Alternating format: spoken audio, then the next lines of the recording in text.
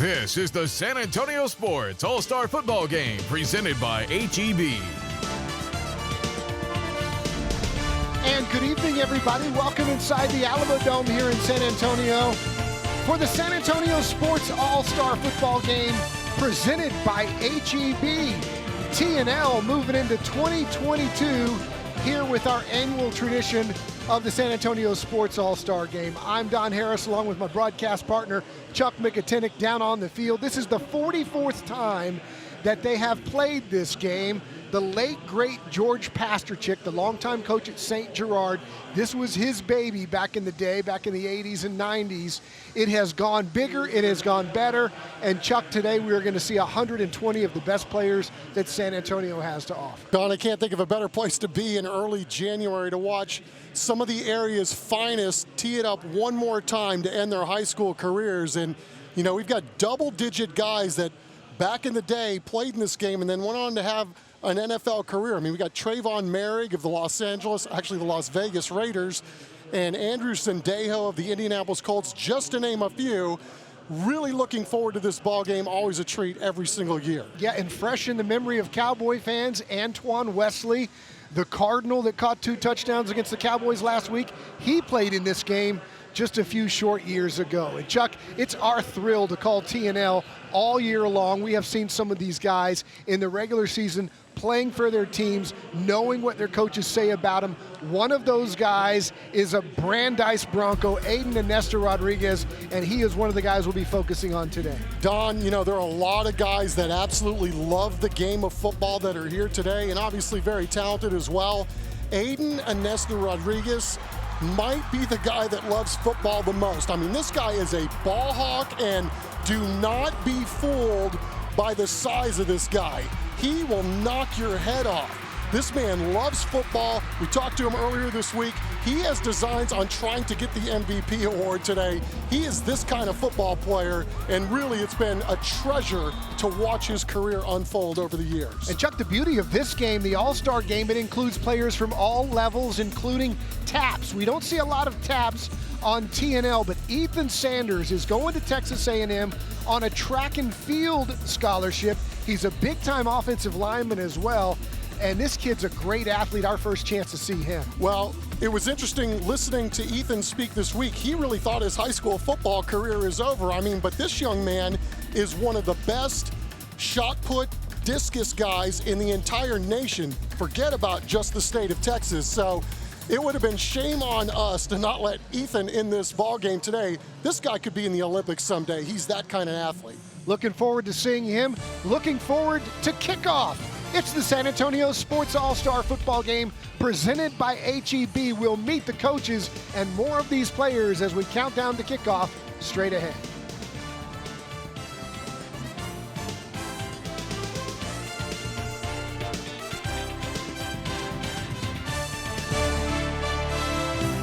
Today's broadcast of the 2022 San Antonio Sports All-Star Football Game is presented by H-E-B and sponsored by the U.S. Army, Whataburger, Frost, and Sierra Auto Group, University Health, Valero, Taco Cabana, Thomas J. Henry, the PM Group, Vulcan Materials Company, Centro Med, Cowboys AC, the Bexar County Sheriff's Office, Guild Mortgage, Air Today Heating and Air Conditioning, San Antonio Metropolitan Health District, Big City Plumbing, and South Texas Boat Tech.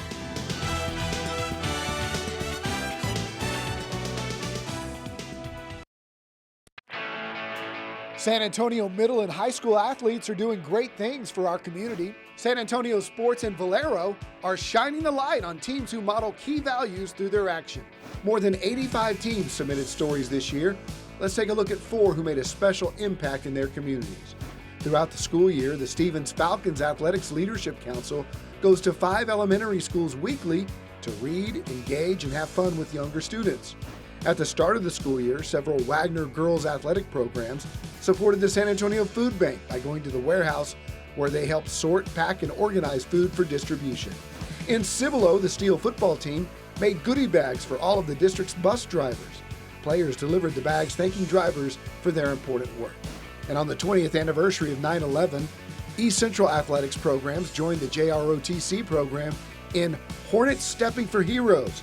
They honored first responders by taking 2,071 steps in Hornet Stadium. Every program demonstrated the beyond the game values of integrity, respect, teamwork, excellence, and community service. San Antonio Sports and Valero salute high school and middle school coaches who inspire their teams to serve others. Parents, teachers, and coaches can nominate teams that go beyond the game. Visit sanantoniosports.org.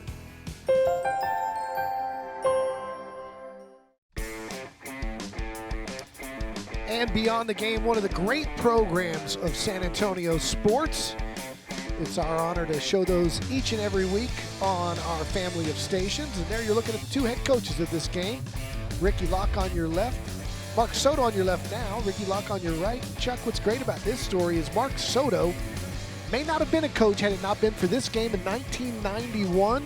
George Pasterchik introduced him to a recruiter from Missouri College, where he got to play some college football, wanted to be a coach, and 31 years later it comes full circle. That's pretty cool. And here, because he was coaching at Johnson High School, but newly went back to his alma mater. So looking forward to this big ball game here today.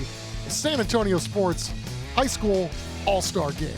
All right, we're going to kick it off. Our national anthem is next.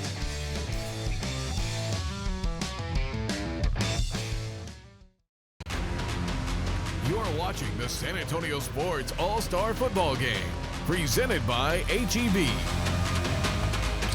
They are rising to their feet here in the Alamo Dome. It's time for our national anthem. Let's turn it over to public address announcer Milton Hope.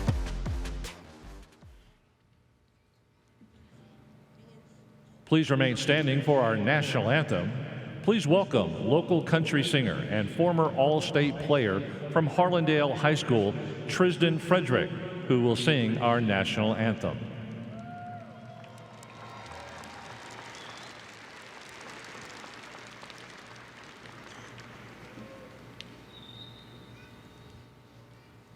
Oh, say, can you see by the dawn's early light what so proudly we hailed at the twilight's last gleaming, whose broad stripes and bright stars through the perilous fight o'er the ramparts we've watched were so gallantly streaming, and the rocket's red glare, the bombs bursting in air, gave proof through the night that our flag was still there. Oh, say, does that star-spangled banner yet wave o'er the land of the free and the home of the brave? Football fans, let's hear it for Tristan Frederick. Great job, young man.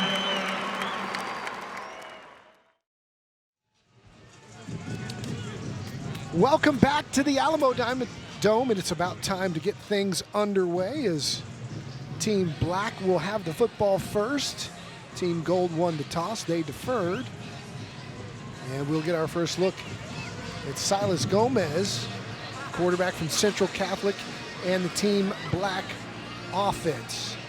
Team Black, coached by Mark Soto. They've had a great week meeting all of these young men. The coach is very impressed with the leadership of all these kids.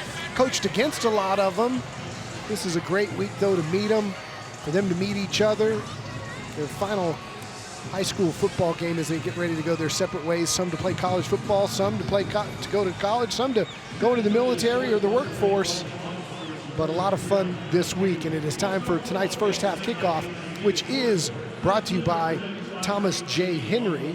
And returning the kick tonight is Cameron Bibbins from Canyon High School and Kanan Fairley from Johnson. As the goal team will do the kicking. Emmanuel De Los Santos, who we saw at Harlan High School, had the game-winning field goal against Laredo United and was the first team all-district kicker in his district, kicker and punter. Very talented young man, De Los Santos. Always interesting, Don, to see how quickly these coaches and these teams can kind of get their act together. You know, they only practice Monday through Friday, and then here you are playing on TV in an all-star game. Everybody doing a great job every year kind of assembling this thing, but he's getting the crowd fired up here early on as well. Good crowd here today at the Alamo Dome. A lot of family and friends from all these young men, their respective schools. And De Los Santos will kick it short. It'll be taken at the 20-yard line. Special teams we've seen over the years play a big part in these games because, as you just said, they don't have a lot of time to practice, and special teams often gets the short end. That was Ryan Brandon of Bernie Champion with the short return. And we'll see Coach Soto and his new staff over at Judson High School. As you said, a lot of them still wearing those Johnson hats, representing Johnson High School, where they had a tremendous season. He did a great job there in just 2 years after coming over from San Marcos, and now gets the joy to go to his alma mater where he played for D.W. Rutledge and coached the Judson Rockets. Our first look at Silas Gomez, who wants to throw on first down, unloads it, and it's going to be a gain of none, maybe a yard, as the Gold defense was there to jump on Darian Murphy, the young man from Floresville, who's on his way to Princeton.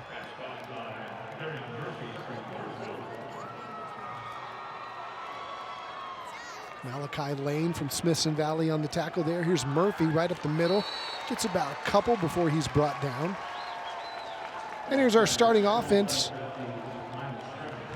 for Team Black. We talked about Ethan Sanders, the all-everything discus and shot putter from San Antonio Christian. Kanan Fairley, long, talented wide receiver number 88. And Murphy, very physical back, although he's a little bit undersized. As Gomez wants to go deep and now does. Got one-on-one coverage down there, and that ball is caught all the way down to the 22-yard line, and that's Fairley. As soon as we mention his name, he's got a 43-yard gain. Big, tall target. And Silas Gomez standing tall in the pocket. Nice spinner down the field, right on target for a huge completion on third down. Here's Murphy right up the middle. He's got 5 or 6 or more. And Chuck, you and I both don't know if I've ever been as impressed with a young man on the field, off the field, as that Murphy kid, who's just got a chance to hear from him on signing day and his priorities of going to Princeton and everything he did down there in Floresville. And that team, we saw him firsthand. They had a lot of talent on that squad, not just him. Here he is again. He almost popped it. It's dragged down by the ankles inside the 20. We got an interesting first drive, right? First 2 plays, it looks like, wow, Team Gold really establishing itself up front and in the trenches, and then one big play by Silas Gomez, and here they are knocking on the door. 3rd and 1. They run it inside, and that's going to be good enough for a first down. Handoff to Ben McCreary, who Coach Mark Soto said was very impressive this week. One of his own players there from Johnson High School. New set of downs. Gomez looking to throw to the corner. Throws underneath. Has a man. It's caught. Going to be short of the goal line. Good tackle out there in space by Xavier Walton, the safety from Harlan. There's Isaiah Williams on the reception. Hurry it up. Williams, you may remember, is the quarterback from Wagner, playing a little slot receiver here. He'll be playing a different position at the next level. Got offers from Prairie View A&M, Bethune-Cookman. So fun to watch him run that offense at Wagner. But his future's at a different position. 3rd down and goal for Gomez. keeps it himself, and he is stuffed right at the line of scrimmage. Getting off the bottom of the pile, it's number 22, Cameron Bibbins again from Canyon High School. Well, as talented as Silas Gomez is throwing the ball, he's had a remarkable year running it as well. There was just simply nowhere to go on that particular play. Great job up front by Team Gold. All right, so 4th down, and Gomez is going to go one-on-one coverage, throws it up high, and it's incomplete. Good coverage in the corner, and Team Gold holds. Nice one-on-one coverage by Tavon Cortez from Steele. On the defense from Steele, the 5, Tavon Cortez. Got some big plays early in this ball game, right? Got a deep ball that puts Team Black in a really good spot, and then Team Gold bowing up and getting essentially a turnover for their squad, and now we'll see how they operate with their hands on the football for the very first time. You can hear there's a buzz in this building. Good little Team Black Gold fan interaction here as we'll take a look at Rashawn Galloway for the first time. Quarterback from Bernie. Fires on 1st down, complete for about 5 out in the flat. He completes that to Luke Elliott from Canyon. And we talk about these teams having only 5 days to practice, and we see a lot of tempo here, up-tempo, early on in the football game, and a lot of window dressing, disguised looks. Got a lot of talented, cerebral football players on this field today. That reception was by Kobe Hunter, his Bernie teammate, so that makes sense on 1st down. Go to what you're comfortable with. Little contact there, no flag. As he tried to complete the slant. So that'll set up 3rd and about 4. Coverage there by Luke Elliott. Taking a look at that starting offense. Devon Cooper, a very talented player. Number 2, Kobe Hunter, the tight end from Bernie as well. And Riker Purdy always seemed to show up on TNL from New Braunfels. We called his name a lot. A very explosive, tough running slot receiver type. Galloway running for his life, gonna be sacked, thrown down for a safety in the end zone. Oh my goodness, the speed of AJ Ayala from Pleasanton. The Pleasanton Eagle gets in there to get the first 2 points of the game, and the Black will get it back when we return to the Alamo Dome.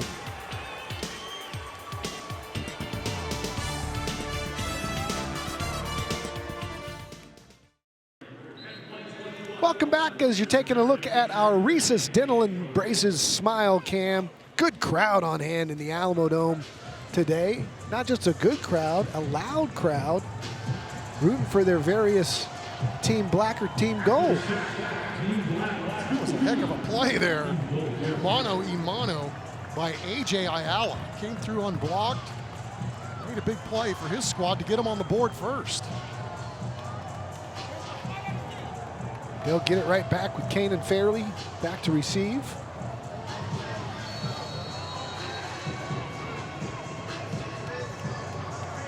Along with Cameron Bibbins. And that's going to Bibbins' side. He runs up on it, muffs it, it's loose.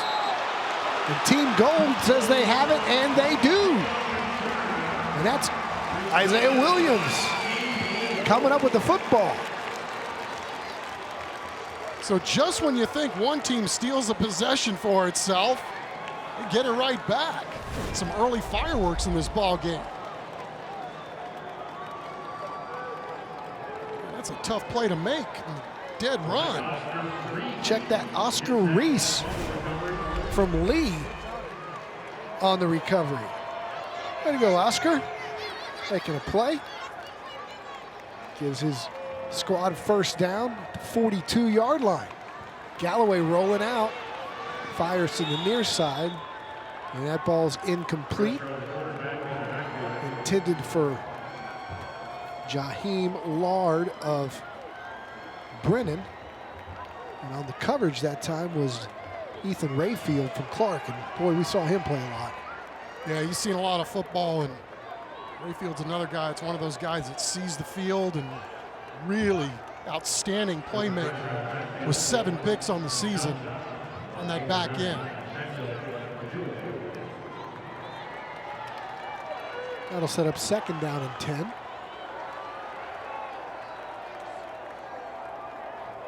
Galloway getting these first couple of series here. Team Gold. Inside handoff, busted through, spinning. Nice little gain on that play.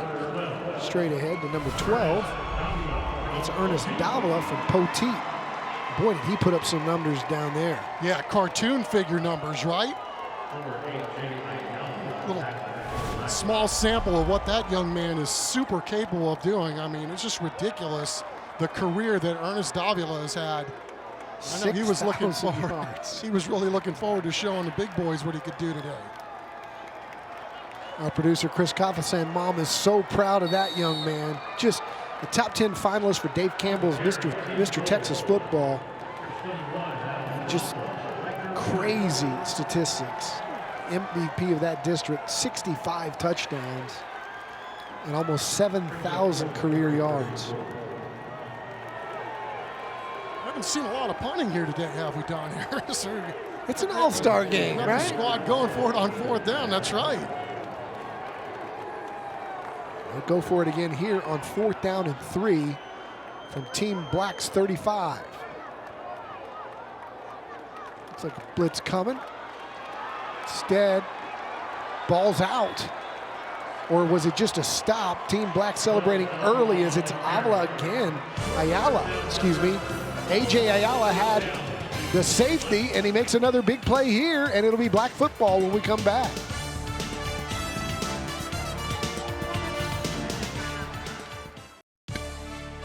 Closed captioning for tonight's game is sponsored by Guild Mortgage.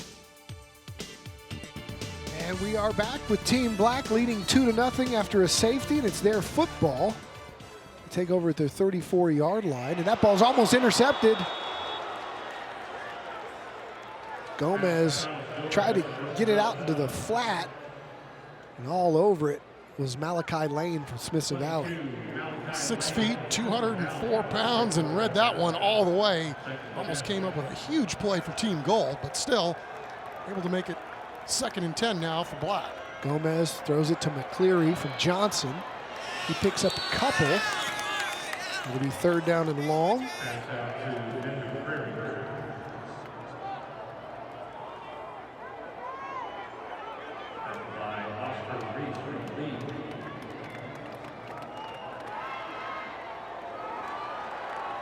Gomez is pressured, rolling to his right, going to try to run for it. He slides down short. It'll be 4th down and about 3. Gomez has committed to Sam Houston State, FCS power. Bryce Hamilton was bringing the noise and bringing the pain on that one. Blitzing from the far side. Gomez deciding to slide down and see if his team can't pick this thing up on 4th down now. They bring in Murphy, tough running back from Floresville. He's lined up next to Gomez. He goes out in the flat. Instead, they fire there, and that's going to be a pick 6 if he can keep his feet. Instead, he's brought down from behind, but another interception. Turnover for Team Gold. Miguel Becker from Madison. Becker was simply baiting Silas to throw it out there, and then when he did, made his cut, made his move. Really nice reception on that. Got him kind of wompy job there as he tried to get his balance, but an outstanding play by Miguel Becker. Stephen Grocky there to bring him down with the good hustle to make sure he didn't take it all the way back.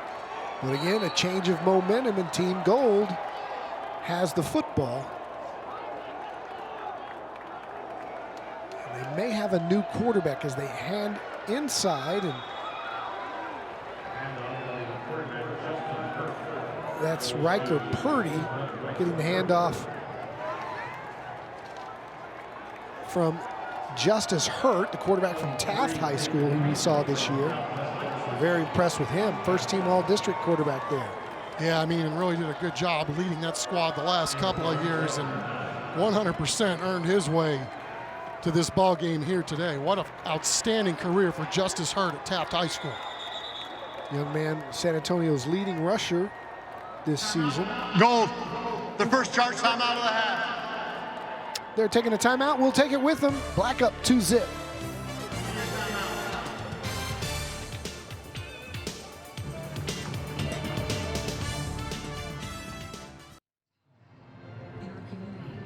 We're back in the Alamo Dome. Thanks for joining us. 4:26 to go here in the first quarter in the San Antonio Sports All-Star Football Game presented by HEB. The 44th meeting of San Antonio's best seniors is Justice Hurt as 2nd down and 9. A little reverse option coming this way. A lot of room to run. 25 and powering his way past the 20, which draws a large roar from the crowd, is John Zuniga Rodriguez from Southwest. He was looking for some contact. Yeah, and you run a reverse like this, and if guys don't stay home, you got a chance to make a big play, which is exactly what happened here. We got 2 number 2s on Team Gold. That was Nevin Cooper wearing that Madison Maverick helmet, making Chuck proud. Nevon Cooper.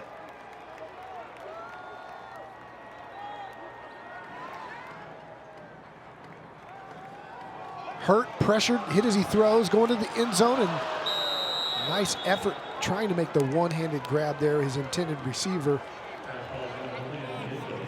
Jack Stewart. Boy, Robert Miranda from Jordanton, 6'3", 205 pounds, and he came through and delivered a blow on his way to the quarterback. Disrupt the timing of that play, but Hurt no worse for wear, back up, ready to go at it again. Tall target there in Jack Stewart from East Central.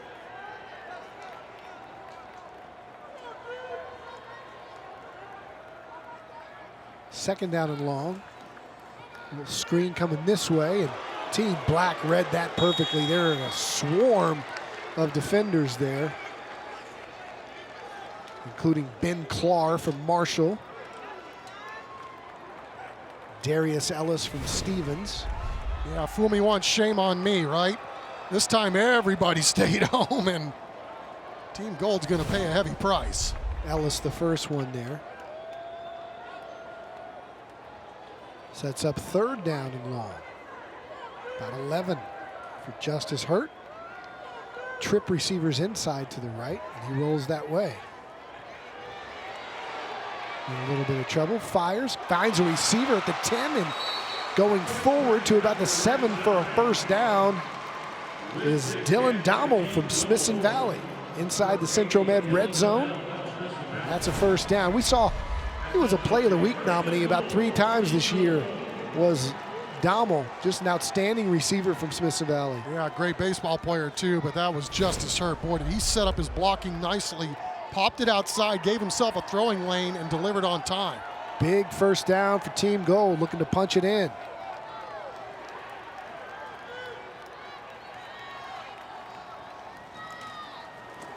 Pitch to the left. Maybe back to the line of scrimmage, but Team Black again all over that one. Ernest Davila from Poteet, the ball carrier, 5'8", 165. Talked about his numbers. And so many of these young kids, like A.J. Ayala from Pleasanton and Poteet, here with this young man Davila, they can't wait to play against the big city kids. Right. They think they belong, and they love proving it. Yeah, Luke Elliott, the guy that made the tackle from Canyon High School, coming up and making a nice play from his safety spot. Hurt looking right, back inside handoff to the 5, to the 3. Is Riker Purdy from New Braunfels. Nice open field tackle there, keeping him short of the goal line at the 2-yard line. You can't delay a handoff any longer than they did on that play. That was a really nice play design there, and Riker Purdy cutting it back up the left side, getting a nice chunk to set up 3rd down and goal. Clayton Adair with the tackle. So another run straight ahead and with some power running in for the touchdown for Team Gold is Riker Purdy. First team all-district player in 27-6A, led the district in rushing, ran for almost 3,000 yards and 35 touchdowns in his career there for the Unicorns. Was one of our scholar athletes of the week as Galloway runs the option pitch on the two-point conversion try, and they convert. Ernest Davila from Poteet going in. Yeah, taking the foot out of football. I love it. No punting, no extra points with the PATs. We're going to go for 2. It's seen some really cool plays here in the early going of our San Antonio Sports High School All-Star Game presented by HEB. And they make it an even 10-zip with the conversion.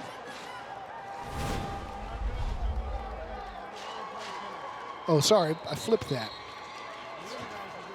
Team Gold doing the scoring and making it 8-2, which is more of your thing with baseball. That's a base. Right? Well, good job by Team Gold there. You know, after the safety, you're thinking, oh, we got to kick it back to them, and they take advantage of the turnover. They're playing some good complementary football. You go right down the field and get themselves 8 points to take the lead in this ballgame.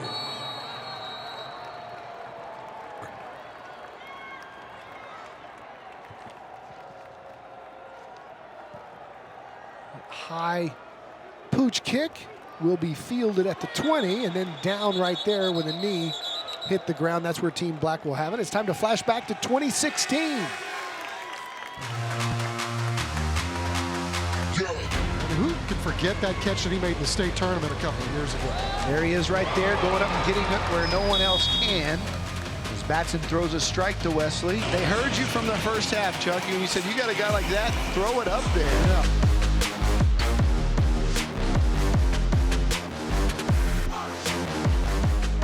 Two catches there, 2 touchdowns against the Cowboys last Sunday for the Arizona Cardinals. He went by Antoine Cox Wesley then. Now it's just Antoine Wesley, and he followed Cliff Kingsbury from Texas Tech to Arizona, and it's great to see the local kid doing good, even if it is against the Cowboys, right? Well, it really is. I mean, and you look at his career, I mean, nothing was handed to the guy, right? He had one amazing season, came out, wasn't drafted, and he gets to the show, instantly has a shoulder injury.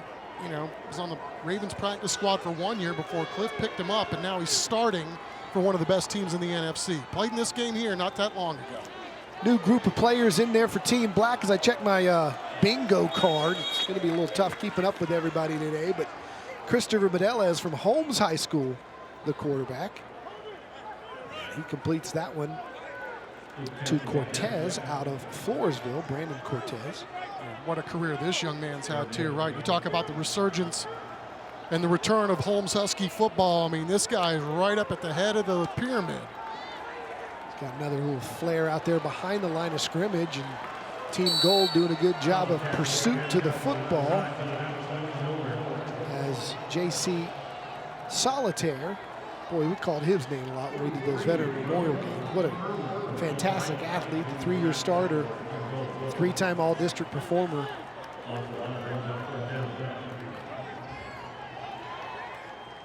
Really a fantastic job again by this Gold defense. You know, other than the one ball down the field that Silas Gomez threw, they've been pretty darn stout here to begin this football game. That'll bring out the first punt of the game. Stephen Grocky played most of his career at a tiny little private school at Our Lady of the Hills in Kerrville, but transferred to Tybee and is a heck of a punting prospect. We'll have more from him when we come back.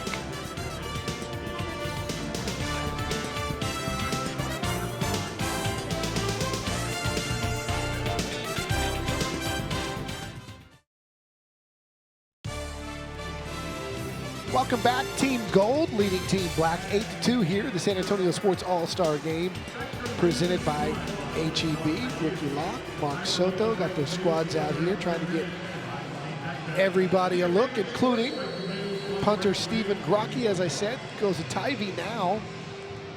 Was an outstanding punter, but he has this one blocked right at the line of scrimmage. I don't know you could do that in all-star games, but he did. Number 44 from the gold team got in there. That's Joe Tarvin from Medina Valley. Yeah, small school Medina Valley, 6'3", 240, just coming right up the gut and goes through 2 blockers to get his big mitts on the ball. Take a look at the first quarter stats. As Team Gold leads it 8-2. Pretty even, 16 to 15 rushing yards, but the big 43-yard completion, the difference for Team Black. As their Team Gold is back on the field. And they complete it here on first down. Good coverage by Team Black. And that's our first chance to really see Rashawn Galloway in the pocket. His earlier throws, everything was rolling to his left, but man, does this guy have a big-time arm or what? He's going to make one heck of a fantastic catcher on the baseball field at the collegiate level. What a ball player. Going to Texas State. Is that why you brought that up? I was hoping you would mention. I didn't want to sound like too big a homer. But yeah, I mean, Rashawn Galloway's seen a lot of football. I mean, this young man started for 4 years, and as good a football player he is, he's even better as a baseball. And not a bad hooper. I've seen some highlights of him on the basketball court for the Greyhounds. Nice little touch there, just overthrew his intended receiver. As the Team Black defender went head over heels as we take a look at the player profile of Rashawn Galloway. Yeah, I mean, just an unbelievable lower torso and strong legs from Rashawn Galloway. I mean, super explosive from the feet up. And a lot of that has to do with why he's got such a great arm. But again, I mean, this young man's seen a lot of football too. So not going to be a whole lot of surprises or things that he hasn't seen when he steps on a grid. He's got 3 receivers to his right here. Riker Purdy in the backfield, little bubble screen that's dropped as he intended that one for Jack Stewart of East Central. And that'll set up 4th down. Jack, I think, was looking about cutting that thing upfield because if he makes that catch, there's a good chance they're going to pick up some YDGs on that one. You know, these kickers in an all-star game are salivating to get to try maybe a 47-yarder. I don't think they're going to give him a shot here. They're going to go for it here on 4th down in these all-star games. And it's 4th and a good chunk, 4th and 8 here for Galloway. Again, 3 wide receivers to his right, 1 to his left. He's looking right all the way, little pump. Now he's going to fire, one-on-one coverage, and making a catch. Incomplete, out of the end zone is Navon Cooper, but boy, did he give a good effort to go up there and try to get it. Good coverage, just a little wide. It'll be Team Black's football. 8-2 here in the second quarter at the Alamo Dome.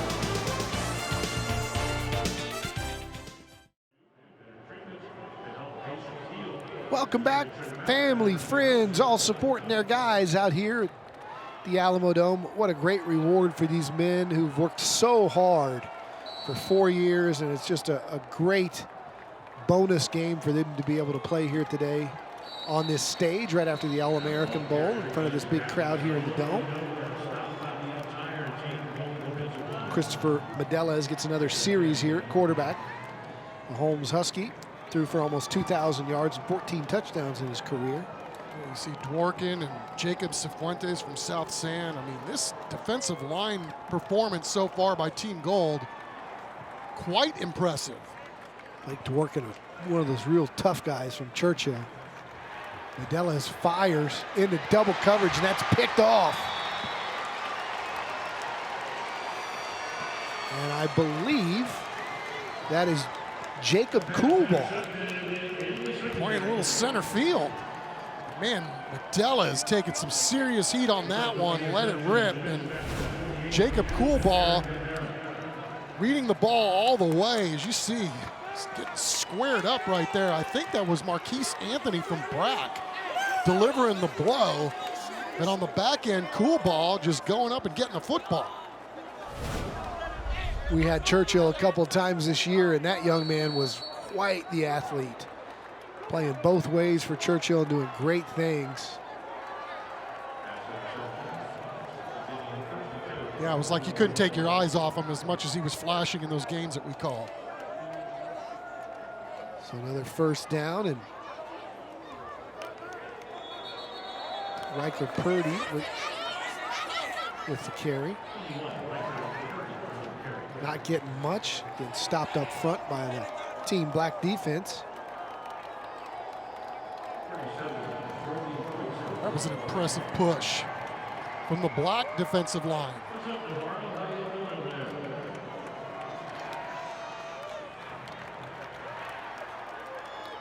Riker Purdy, as you look at his stats, Don, you're right. I mean, I think New Braunfels is one of those teams that I think caught a lot of people by surprise, and Riker Purdy was one of the guys that really made them go. Every time we had him, he did something special. As Justice Hurt with a really nice pickup here. See why he was the leading rusher in town this year. He just has a great feel for the game, right? I mean, like that play was meant to go to the left side, and a little okey doke, and moved it back over to the right side and picked up quite a nice little chunk on the play. 15 yards to be exact, the first down for Team Gold.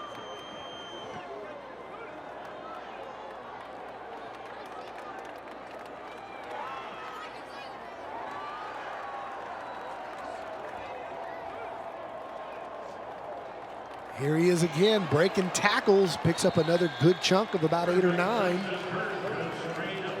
Yeah, if you're Ricky Locke and Team Gold, go with what you know, right? If you're moving the ball but just giving it to 7, keep doing it until they stop you. We haven't seen a lot of big plays on offense here to start this football game. It's been mostly defense, so anything that you can get going to try to establish some sort of rhythm offensively, you got to do it until you wear it out. Going with 3 backs here.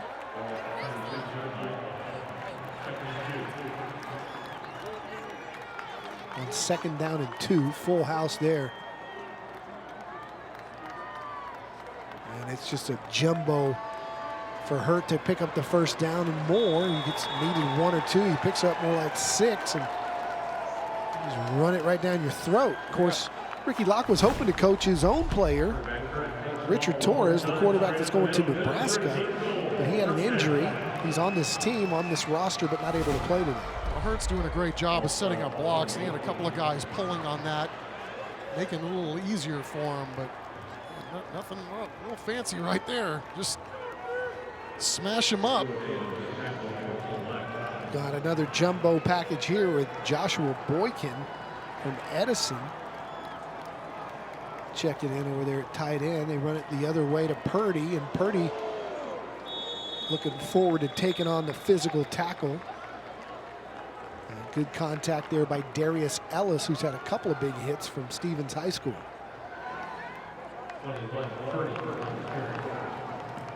Sets up second down and about 7. Yeah, Riker Purdy, every time we had New Braunfels, that kid showed up with his toughness and playmaking ability. Ernest Davila for Poteet back in at running back. Hurt will hand it to him. He finds a nice little hole and has a nice gain of about 6. It's going to be close to the marker, and I think they'll move the chains. Nothing fancy. I mean, you get the sense that they're trying to set him up for something over the top, right? It's just pound, pound, pound. But again, if you're getting 5, 6, 7 yards a chunk, you don't need to be exotic here. Just keep doing what you're doing, whether it's your quarterback or your running back running the football. And those big guys up front are all of a sudden doing a really good job of asserting themselves for Team Gold. It's almost like Ricky Locke is in a nice little rhythm on the play calls. He's moving one of the receivers to the other side. They'll run Purdy again on first down, and he's going to smash mouth him for about 4 more. Then you got Israel Ortiz, 76 from Steele High School. Nick Freeman from Smithson Valley over there on the right side. And Freeman's 6'2", 260, and Izzy's 6'2", 290. You can probably find some creases over there if you go behind those 2 big fellas. It's fun to watch Ricky Locke. He's coaching his tail off right now. He's loving this. Got himself a little tempo going, a little rhythm going. He's like, we're going to smash mouth until they stop it. A wishbone here. Going to Davila. Got outside, and there's some big contact there as Team Black's had enough of it. Good job of running to the football by that linebacking core. Trevor Fuller from Poth and Manuel Garcia from Natalia over there as well. Yeah, I couldn't see who the guy was that was really doing a great job of holding the edge. I think it was A.J. Ayala, but was able to hold it up just long enough for reinforcements to come, and Team Black gets a nice play there on 2nd down. 3rd down and 9 though now, as they're inside the Central Med red zone on about the 15. Hurt, had him, had a good call there, but he was pressured again. A.J. Ayala has been everywhere. Got the safety earlier. Whenever they need a big play, his helmet came off. He's got to come off for one play, but again, he was there to provide the pressure. Pleasanton High School zone 5'9", 175, all-district first-teamer A.J. Ayala. Won a lot of ball games at that school. All right, so on to attempt about a 33-yarder, which is pushed to the right. De Los Santos just couldn't get it to go, and so we stay at 8-2. And Team Black will take over when we return.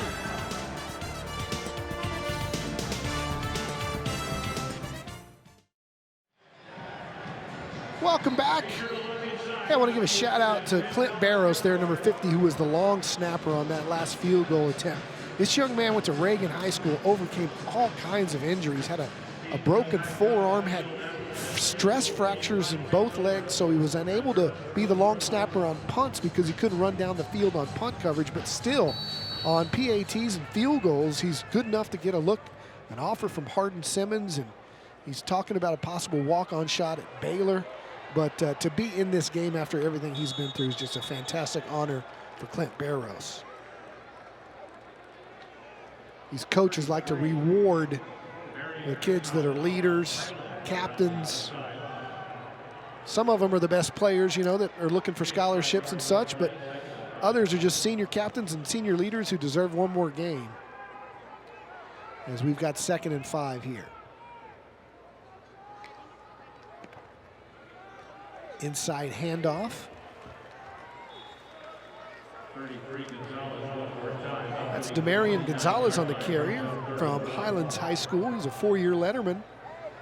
He was the leading rusher in District 13, 5A Division I. It's amazing to see the resumes and how many talented kids there are in San Antonio. The quarterback keeps going nowhere for Team Black here.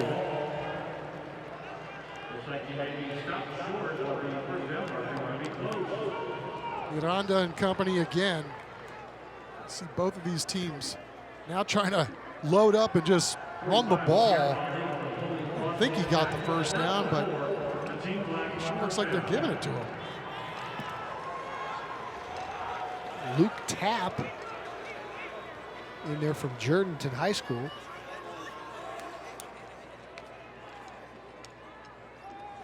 A wide sweep handoff. And nice job by Team Gold to string it out. That's Demarion Gonzalez again on the carry. Tapp is a wide receiver at Jourdanton, but he's getting some quarterback snaps here. Just take a look at our Air Today Smile Cam. These young kids in the building, dreaming of one day playing in this game. 2nd down and long.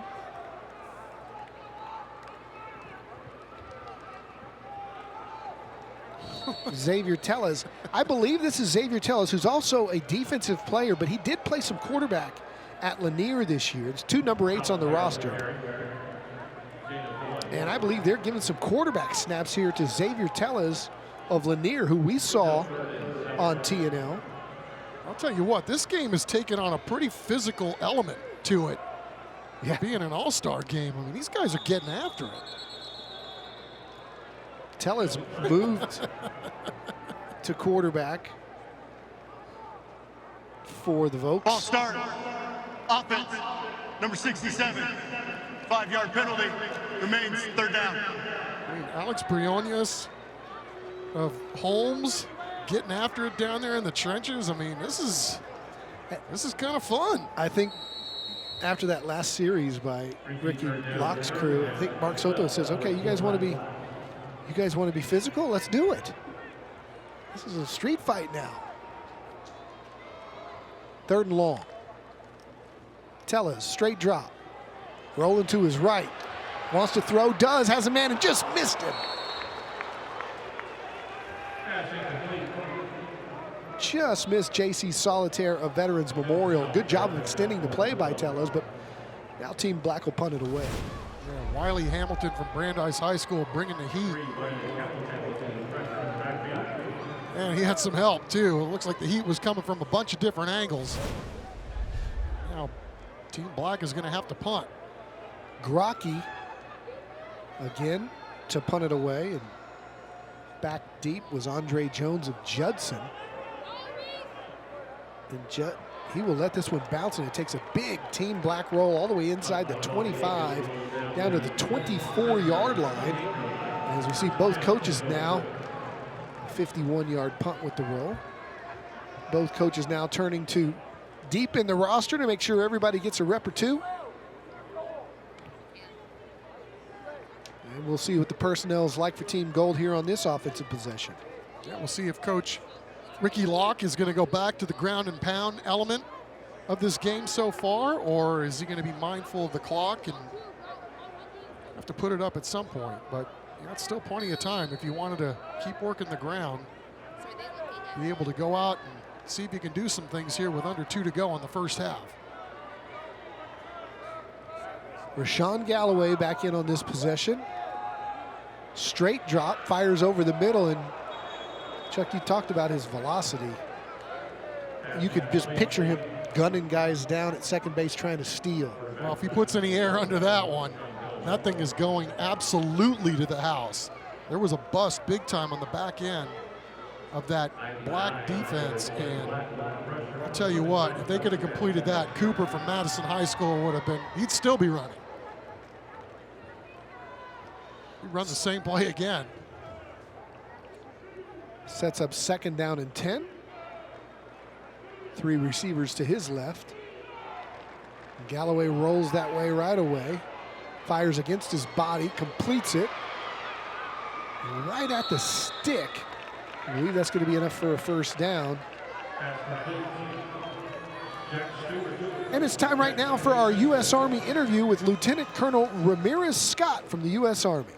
How are you doing? Hey, we saw you out there today administering the oath. What a thrill that must be for you. Oh, yes, very exciting opportunity. Tell us about the Army's, why is it so important for the U.S. Army to be a part of this game? It's very important for us to give back to our community. And, the Army loves football, and Texas dominates, or football dominates in Texas, so we're super excited to be part of this event. We're both believers of teamwork and hard work and making sure individuals strive to be the best so we can have the strongest teams out there. Colonel Ramirez Scott, can you tell us how long you've been partnering with San Antonio Sports, and why do you guys feel like it's so important to do this? So I've come on the team since July, but we've been here for years with this partnership, and it's truly important to give back to the community that we all serve in different capacities. So we are definitely part of this community. We want what's best for everybody, and we strive to be good citizens and members of this community. Now, we saw before kickoff you administering the oath from what looked like to be some high school students that will soon be graduating and moving on to the military. How important is it for you guys to seek out athletes? What opportunities are there for high school athletes that don't get these college scholarships that we're talking about, or don't want to go on to the college and want to serve their country? What opportunities are there for athletes in the military? Again, athletes are a great focus for us. You know, they know about hard work, they know about dedication, and so forth. And there's plenty of opportunities the military can provide for them, as far as education benefits, an opportunity for them to build their platform and be professionals of themselves, and so forth. So it's very important that we, you know, are able to provide different platforms and opportunities for people to be the best that they can be. Okay, now we know that the goal in Philadelphia every year is to sing second. Go Army, beat Navy. That's right, go Army. Who do you root for here, Team Gold or Team Black? I want to stay neutral on that one. Okay, Lieutenant Colonel Ramirez Scott, thank you so much for joining us, and thanks for all you do for our country. Thanks for serving. Thank you for your support. Thank you. All right, U.S. Army Lieutenant Colonel Ramirez Scott. It was kind of cool today to see, you said right before after the national anthem, hey, it looks like these guys are getting ready to take the oath. And they did. Team Gold trying to take it down the field, Don. Pretty good drive here in the 2-minute drill. Picking up the first down and see if they can get this thing a little closer to at least attempt a field goal. This thing flying by, 41 seconds to go here in the second quarter. This Team Gold tries to get another timeout. Galloway's in big time trouble, and he loses about 20 and is sacked. Chase down in the backfield for a huge loss by Joshua Perez from Harlandale High School. Well, that's just an unbelievable play in the open field to be able to do something like that. I mean, Rashawn Galloway is a tremendous athlete. Looked like he'd set him up, that he was going to be able to elude him, but just an unbelievable play by that young man. And he looked like he got a little road rash there on the elbow because of it. Nice job.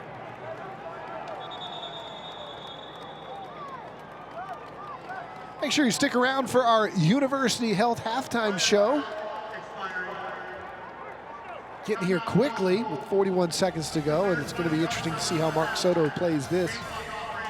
Ricky Locke and company, these two coaching staffs using their timeouts to see who could manage this clock. And their little timing error here as the officials try to figure out exactly how much is going to go on. Smash mouth contest of these two coaches has led to a fast-moving first half. I just like the mindset, though. It's right. You just take a sack, it kind of kills your drive, you think, and yet you're going to call a timeout here and try to see if you can't squeeze out one more play to see if you can't make something happen. I like it. It'd be easy to just go right into the locker room and call it a half, but not Ricky Locke. So they put 1 second back on. And this will be the last play of the half. He had a little hook and ladder there while we were doing our interview. And now Galloway is going to use that gun and go deep, and that's going to lead to an interception. And a tackle, and that'll end it. But a nice pick adding to his resume is Brendan Martin from Wagner High School gets the pick. And that's going to do it for the first half. Brandon doing a really nice job, Don, in the first half. Yeah. Called his name a bunch of times. Good coverage. Interception there. It's Gold 8, Black 2. It's halftime. We're coming back with our University Health halftime show.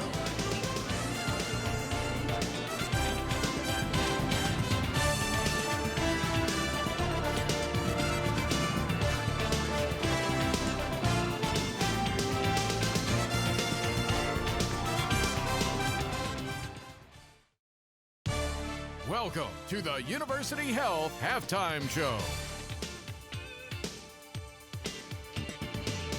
Defenses have ruled the roost through 2 quarters of the San Antonio Sports High School All-Star Game presented by HEB. It is 8-2 in favor of Team Gold. Now let's get a word in from our friends at University Health. On behalf of University Health, I'd like to congratulate the participants of the All-Star Football Game. Hello, I'm Anita Uribe Martin, Director of Community Relations for University Health. In Texas, football is key. We are delighted to partner with San Antonio Sports and the All-Star Football Game. We appreciate your dedication to the human body and spirit. They're guys that are leaders in their own programs and great character. They're the elite of the elite, you know, and it's just an honor to get to coach them. We compete along the SEUC ISD district and do toy drives and such. We compete with Clemens and other schools. And, you know, we do some festivals and such and help out the community the best we can. I like helping people. I don't like seeing people suffer and knowing that I can help them. Looking forward to coaching in this game because I got to play in this game in 1991. So to be back on those sidelines in the all-star format and understand all the things that can come from that as far as scholarship offers for kids and things like that, I think that's really important. It just means a lot, just like going out there playing with the best of the best in San Antonio and just like put on a show for my school and my coaches. University Health has been serving San Antonio and Bexar County for over 100 years. The health of our community is vitally important, and the All-Star Football Game and other San Antonio sports programs help encourage the importance of good health. We take to heart our responsibility to serve the health needs of our community today and in the future. University Health is your partner in keeping you healthy. And thanks to strong leadership and support, today our network of healthcare services includes dozens of primary, specialty, and walk-in centers, along with mobile health units and a vaccine center at Wonderland. And we are recognized as the most preferred hospital in San Antonio. It's a new year, and with new COVID questions, many answers are still the same on how to stay safe in 2022. Remember to practice these health tips to stop the spread of COVID. Wash your hands often, wear a mask, and also get the COVID-19 vaccine or booster. Stay healthy in 2022.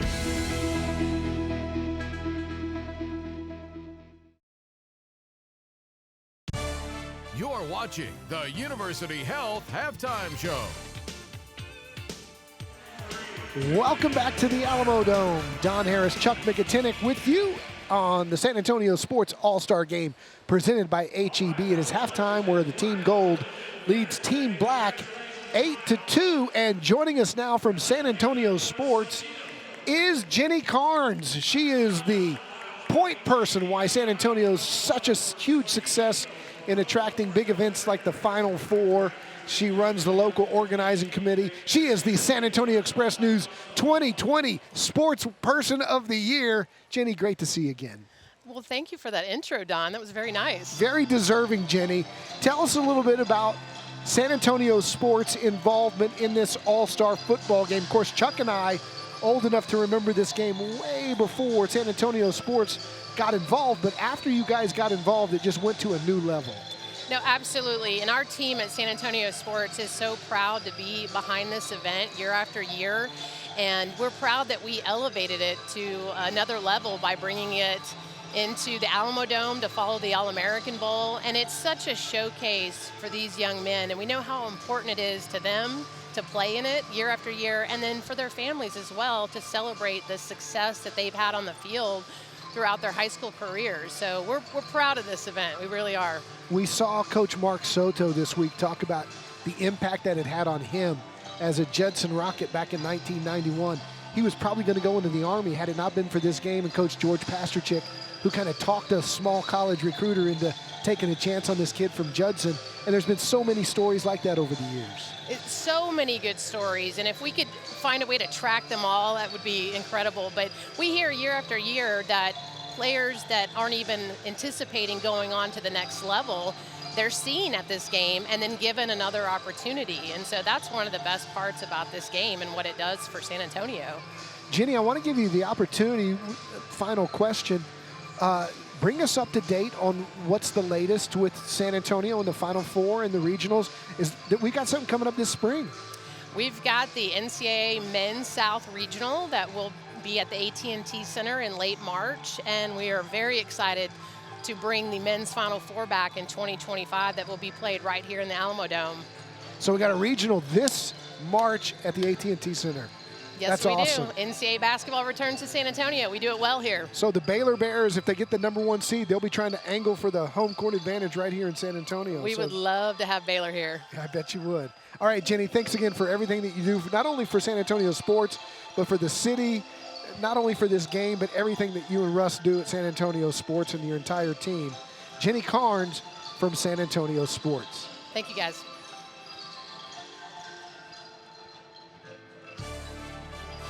As we enjoy the music here at halftime, Chuck's levitating. I'm levitating. It's 8-2. We'll be back right after this.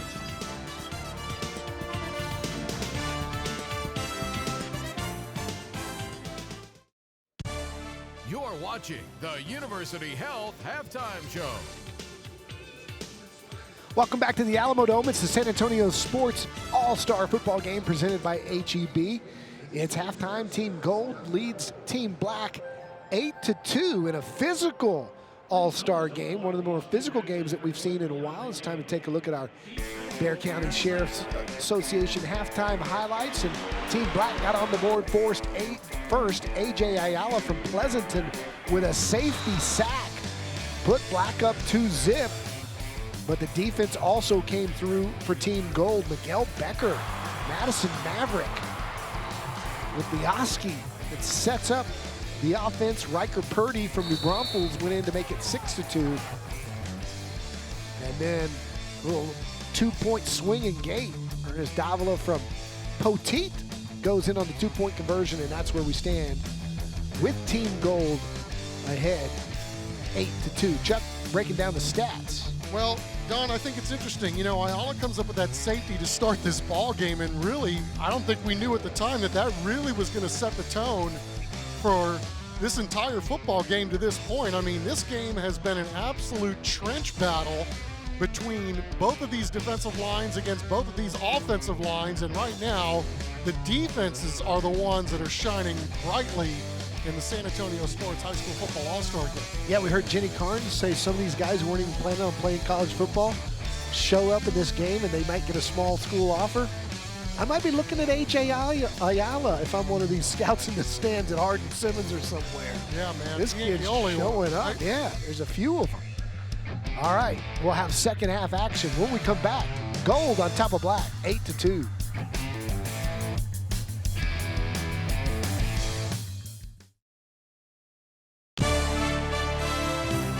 Today's broadcast of the 2022 San Antonio Sports All-Star Football Game is presented by HEB and sponsored by the U.S. Army, Whataburger, Frost, and Sierra Auto Group, University Health, Valero, Taco Cabana, Thomas J. Henry, the PM Group, Vulcan Materials Company, Centro Med, Cowboys AC, the Bexar County Sheriff's Office, Guild Mortgage, Air Today Heating and Air Conditioning, San Antonio Metropolitan Health District, Big City Plumbing, and South Texas Boat Tech.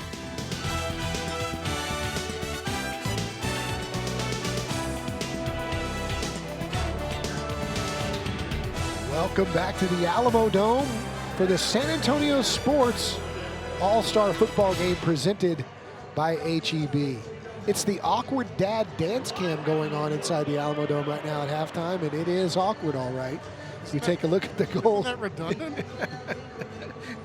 Team Black getting ready to come through the tunnel. Mark Soto firing up his guys. Mark Soto, as we talked about earlier, played at Judson for D.W. Rutledge, thought he was going into the Army. Told a great story, played in this game back in the day. He used to play this game over at Northeast Stadium before it was Comalander Stadium. And Soto was finished playing the game. And a small college scout from Missouri College was asking him about playing at Judson. And George Pasterchick, who's going into the San Antonio Sports Hall of Fame this year, who coached in this game for over 30 years, put his arm around the coach and the other arm around Mark Soto, and they walked from the 50-yard line to the goal line. And he said, he told him everything about his week of practice, told him everything that DW had said about him as a player at Judson, told him everything about the kid's character that week. And by the time they got to the goal line, he had been offered a chance to go to college. What a fantastic story. This guy's won wherever he's at. Attention to detail, innovative, demanding, but loving. And now he's going to go back to his alma mater. A couple of guys Kaiser kid. Would have liked to have seen him today, but obviously nurturing a comeback there on Carson Kaiser. Yeah, we got a chance to see him at Champion and on TNL a couple years in a row. What an outstanding young man he is. Yeah, last I heard it was, Kansas and Kansas State were interested. I don't know where it's gone or where it's going, but obviously I'm sure a thrill for him to at least put the uniform on, even if he can't play, to hanging out with the rest of these studs as they tee it up one last time in their high school careers. And the crowd getting fired up here. A very loud contest going on right now to see if you're cheering for black or gold. And it's as loud as it's been for a UTSA game in here right now, as Team Black will kick it off. Team Gold deferred to the second half, and they will receive it for the first time today.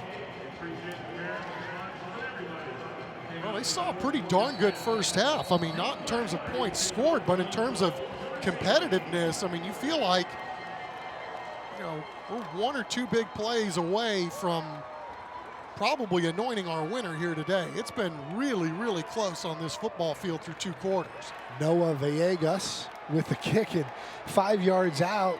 Team Gold's going to bring it out, and it turns out to be a pretty good decision. Even Steven decision to the 25-yard line, as Andre Jones could have had the same result. Oh, I'm sorry, that's Aiden Nesta Rodriguez. He's always looking to make a play, so it kind of dawned on him. It's like, hey, man, I'm Aiden Nesta Rodriguez. I got a chance to make a play here. He's at the 20 instead of the 25. But a very courageous decision nonetheless.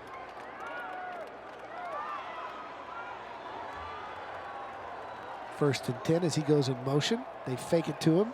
Though over the middle, it's just a little bit high for the intended receiver. That one intended for Dylan Dommel of Smithson Valley. Dylan's an awful big target out there, isn't he, Don? Man, we have so many highlights of him from the great Jack Green back at the TV station from Smithson Valley. He always showed up on Friday Night Fevers. He talk about, get your name in the paper, get your highlight on TV. He was always in the highlights on Friday nights. Yeah, and that's one Hurt would like to have back. He had a fantastic first half, moving the football for Team Gold, throwing it and running it. Team Black with a nice stand right there. Big defensive Brody Whitson from Navarro making a play. A.J. Ayala in there again. Number 4 having his name called a lot tonight. He certainly has made his presence felt in this football game so far. 182 tackles, 4 sacks, and 21 tackles for loss on the season for A.J. And he also runs track and runs the 100, the 200, the pole vault. Everywhere. Hurt, straight drop, blitzed, in trouble. Look at him. He's going to be brought down again. And again, it's A.J. Ayala. A 13-yard loss. Man, this guy has been one heck of a difference maker so far for Team Black in this football game. He had the safety to get the scoreboard rolling. In fact, he owns the only 2 points for his squad at this point. Hurt doing everything he can to elude the pressure, which was coming from everywhere. And Ayala there to clean it up and make a play. The Pleasanton Eagle making a case for MVP of this football game. Team Gold will punt it away, and it's not a good one off the side of the foot. And Team Black will be in business at about the 31-yard line, a 24-yard kick by Matthew Gibbons. And Team Black will be back with the football right after this.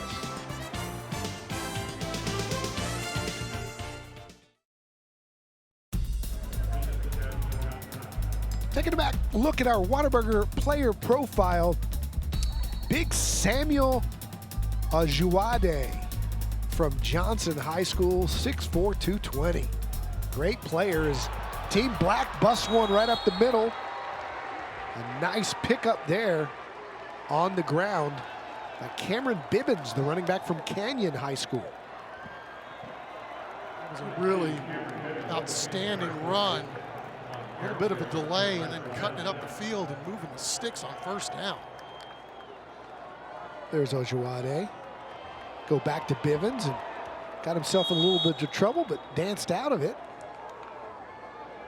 Yeah, got himself into trouble, not of his making. No. I mean, there were 3 guys for that team gold that were able to beat their man up front, and he was very, very good at able to turn something into nothing on that play. There's Big John Locke, split to the wide right. What a player he was at O'Connor High School.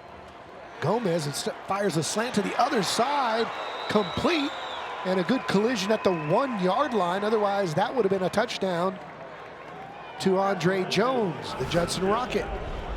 Really good throw in the pocket right here. Excellent job by Team Black, trying to make something positive happen from that Ayala sack and get into the end zone. Xavier Walton on the tackle, and then the defense holds again on 1st and goal as Bibbins was unable to get in. Hamilton making a tackle, Bryce Hamilton from Reagan. That'll set up 2nd down and goal from about the 1.5.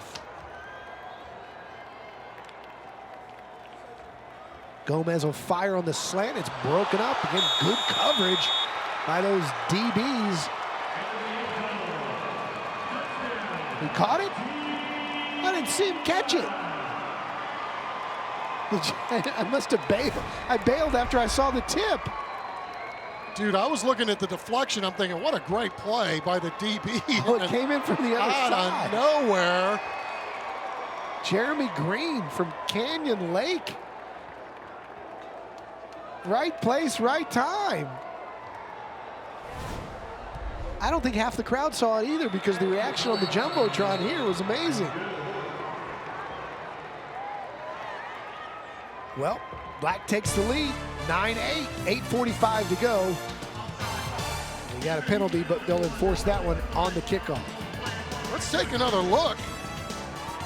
Just as nice when you see it thrice.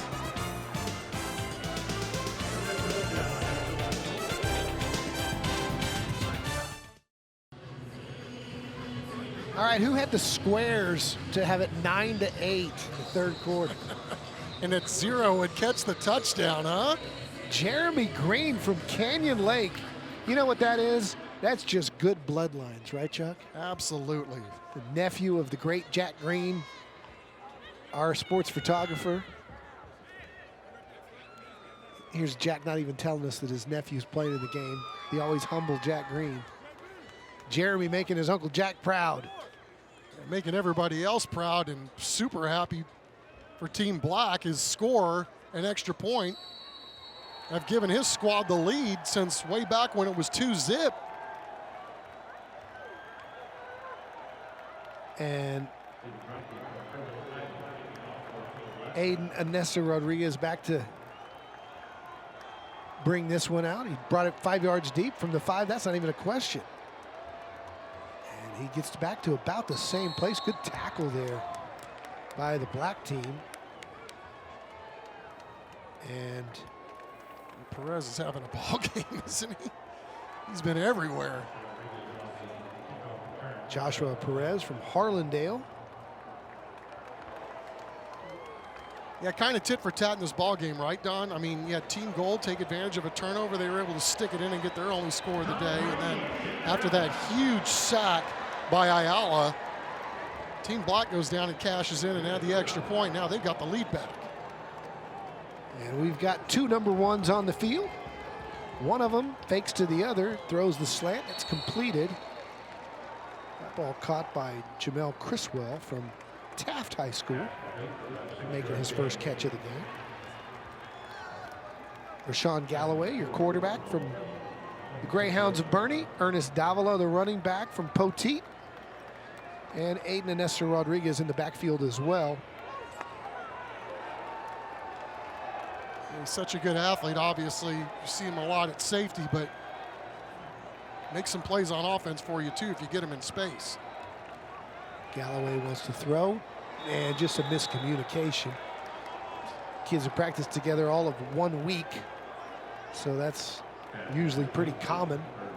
Intended for Devon Cooper of Madison. Yeah, they had a play for Cooper earlier in the game, Don, that was right towards the end of the first half where he was running free, and I would not be a bit surprised if they go back to that at some point and see if they can make a connection that comes up with a big play. Team Black's defensive chant trying to get off the field, although it's only 3rd down. I wouldn't be surprised if we see them go for 4th again. Although they're on their own 24. Complete. And a nice little spin for a 1st down.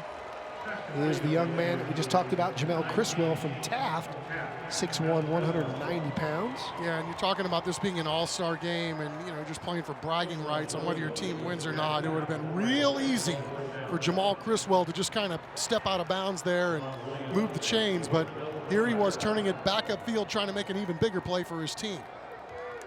He is split to the left along with Ernesto Rodriguez. 2 more to the right side for Galloway, who looks left, going back to the same target. Just a little too hot this time for Criswell. Why not, right? If it's working for 5 yards a pop, let's just do it every time. Absolutely, until they can stop it, keep on doing it. 7:20 to play here in the 3rd, and running as Coach Ricky Lott, who loves to put the ball in the air over at Southside with the Cardinals.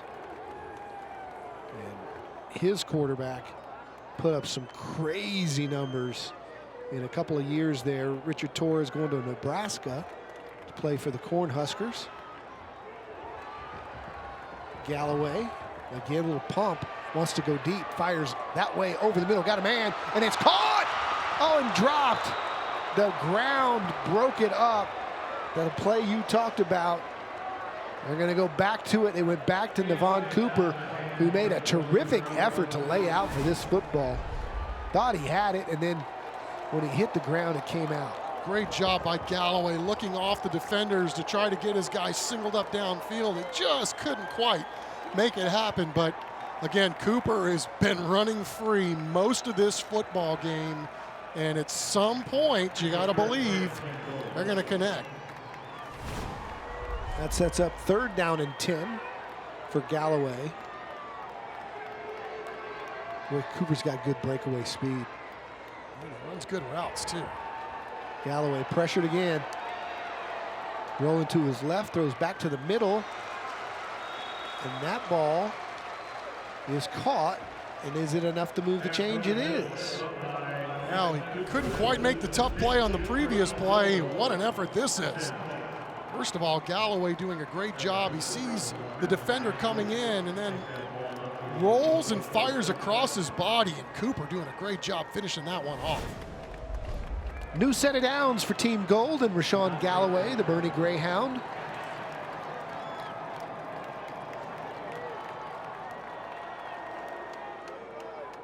Here at midfield.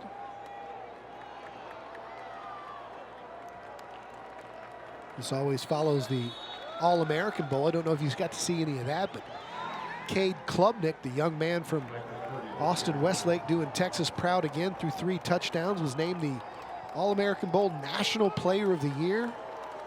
After his run of state championships at Westlake, will go on to Clemson, where he'll play next, but a very impressive showing and a good representation of the state of Texas. I saw him. He was one of the last guys on the field still doing interviews. Galloway fires again to the near side, completed for about a 5-yard gain. Team Black over there. Nathan Pena from Southwest Legacy making a tackle.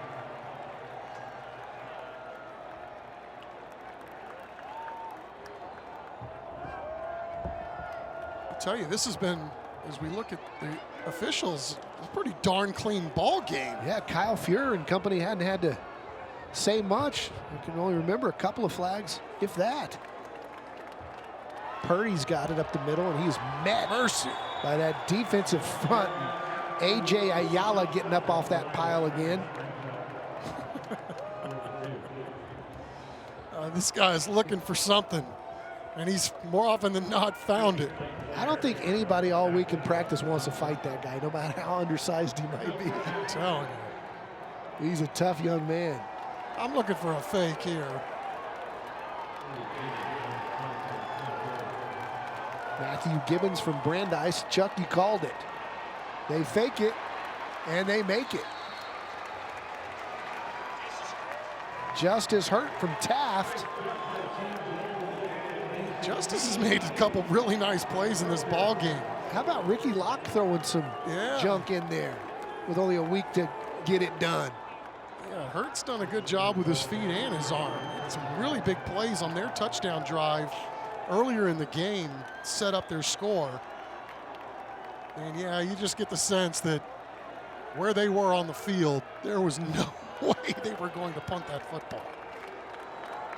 Jack Stewart from East Central split out wide to the right. They throw a little bubble his way. He dances for about 4, and he is submarined and brought down by Team Black, and that's Ethan Rayfield out of Clark, who did a lot of that in his 4 years over on De Zavala. Ball-hawking young man right there.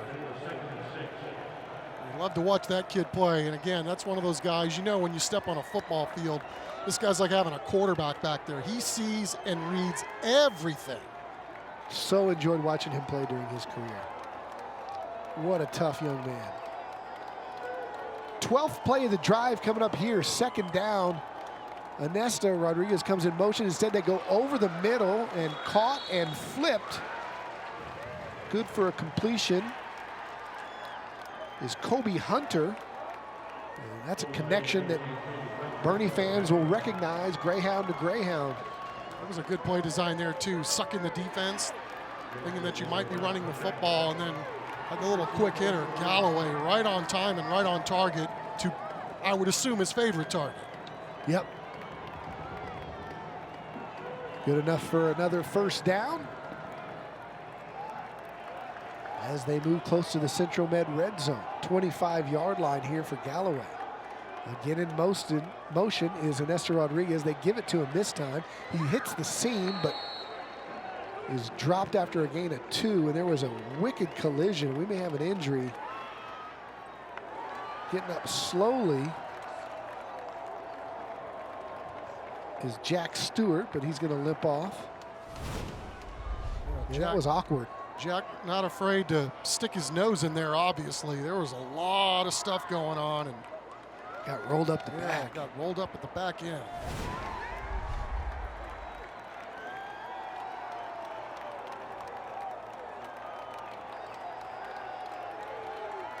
And that's Jaheim Lard from Brennan,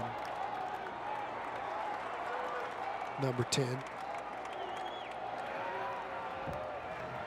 Galloway. Got a man, caught, touchdown.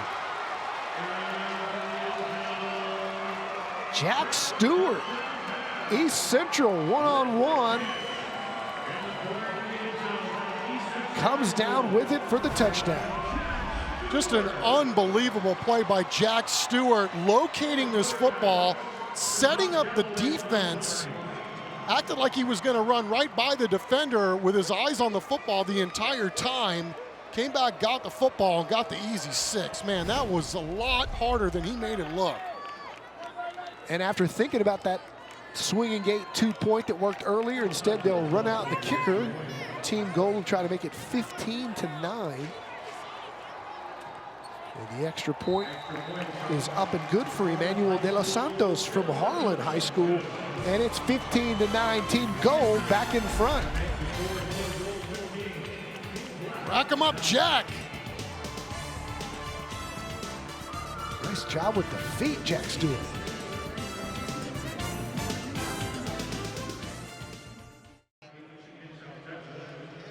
We're back at the Alamo Dome. It's 15-9, Team Gold in front of Team Black as you take a look at Mark Soto. We've talked ad nauseum about the alumni from this game, and we're really proud to be joined in the booth right now by Ramon Richards, pride of Breckenridge High School. Yes, sir. Who is joining us in the booth after a great career at Oklahoma State in the NFL. Welcome back to town, man. Thank you. I appreciate the welcome. It feels good to be back. Flew all the way in from Los Angeles just to see the All-Star game? I did, yes. I came, honestly, I just came one to see Chuck. I had to come see him, give him a hug. Yeah, and then secondly, I came to see the All-Star game. I try to come to this game every year. I played in this game a couple years ago. I love to see the talent. So I'm excited. And there's a good kick return going on right now. They're making some noise. What do you remember most about this game and playing in it, the honor of being in it and playing in it? If I can be completely honest, I remember somebody caught a touchdown on me. That's that's what I remember about this game. No, but honestly, another thing was just being out there and a lot of my classmates, my friends and family out here watching me. It felt real good to play in this stadium. The first time playing in a stadium of this magnitude, it just feels good. You feel like an all-star. Ramon, you talk about your career playing football. I mean, what were some of the memories that you had, not only when you were with the Los Angeles Rams, but also playing north of the border as well, right? Oh, yes. I spent the last year in Canada. That was a completely different vibe. Wow. Okay, I like it. No, I love it. One of my greatest memories, though, I have two of them. College ball, I caught a game-winning interception against UT. My mama was there. It was an amazing feeling. And then when I got my first NFL interception, my first NFL interception was amazing. I just remember walking around after the ball game thinking, geez, that guy Ramon's got really good hair. Me? Oh, hold on, let me. It's undeniable. I'm glad you can recognize it. Oh, my God. Big hit there. I always thought of Ramon as San Antonio's Terrence Trent D'Arby, but you're not going to. No, he's a little too old for you to remember. I'm more like San Antonio's Milli Vanilli. There you go. He was a better looking version of Milli Vanilli. Yeah, exactly. You're going to have to Google him. Exactly. Don, I know you know. I mean, anytime you're around Ramon, you can't help but put a smile on your face, and as we see a deep ball down the field, and oh my God! Woo! These DBs the ball. Oh, hit the interception. Oh, hit he gritty. These DBs are balling today. What is that? 5 interceptions on the day? We just got athletes making plays all over the field. Oh yeah. Oscar Reese from Lee High School. Oscar Reese. I got to hit him up on Instagram. I'm gonna train him here pretty soon. I got to catch him. Go back to that Okie State interception to beat UT. Tell me about the game and the play. It was about 138 degrees outside. It was great. It was overtime. And I just remember just catching the ball in the back of the end zone, and my teammates smothered me. That's all I remember. And then my mom, Coach Hall was there. Just everybody in my supporting cast was there. It was an amazing feeling for sure. Some of these kids will go through the recruiting process that you had to go through. Mm-hmm. Others won't. They won't see many offers. But what would you tell a kid who's not hearing a lot of people knocking on their door, but they think they love the game so much they may want to go somewhere and play? What did you see as a scholarship player at Oklahoma State of guys that may have had success that when they first got there, they weren't expected to? Yeah, I mean, even past Oklahoma State, being in NFL, I've played with guys. Everyone didn't go D1. I played with guys who went JUCOs, D2s, D3s, walk-ons like that. So I just told a young guy today, just because you're going JUCO or D1 or D2, have pride in that. Be proud of yourself and just keep moving forward. It's about your perception. It's not about the situation that you're in. If you just believe and you work hard and you go with an intention to be great, I think you can do great things regardless of where you go. And I've seen guys do it. What's going on in your life right now, man? Man, I just retired from professional football. I'm about to bring something great to San Antonio here in a bit. I have intentions on launching my own training facility soon here in San Antonio, where I'm personally training guys and giving them elite pro experience that I've had over my pro career. I imagine that the things that you've learned along your path at Oklahoma State in the NFL from strength coaches, from trainers, is very valuable to a kid who just may want to make a varsity team. Yes. And here he is going to be doing the drills that they're doing in the NFL. Yes, that's exactly what I'm about to do. Not only the drills, the training, the treatment, the recovery process, the physical therapy, the mental aspect. just teaching these guys how to maneuver and how to grow as an athlete at a more efficient rate. Just show these guys the way, show these guys the pro mentality. And that's what I want these guys to have. What I had at 22 years old, I want these guys to have at 14 and 15 years old. All right, stick around, man. With your personality, we're going to let you do some play-by-play. Oh, let's do it. In the fourth quarter. Let's Ramon do it. Richards, the pride of Breckenridge High School in San Antonio, going to stay with us as we come back to the Alamo Dome for fourth quarter action. Yes, sir. Fly high, baby.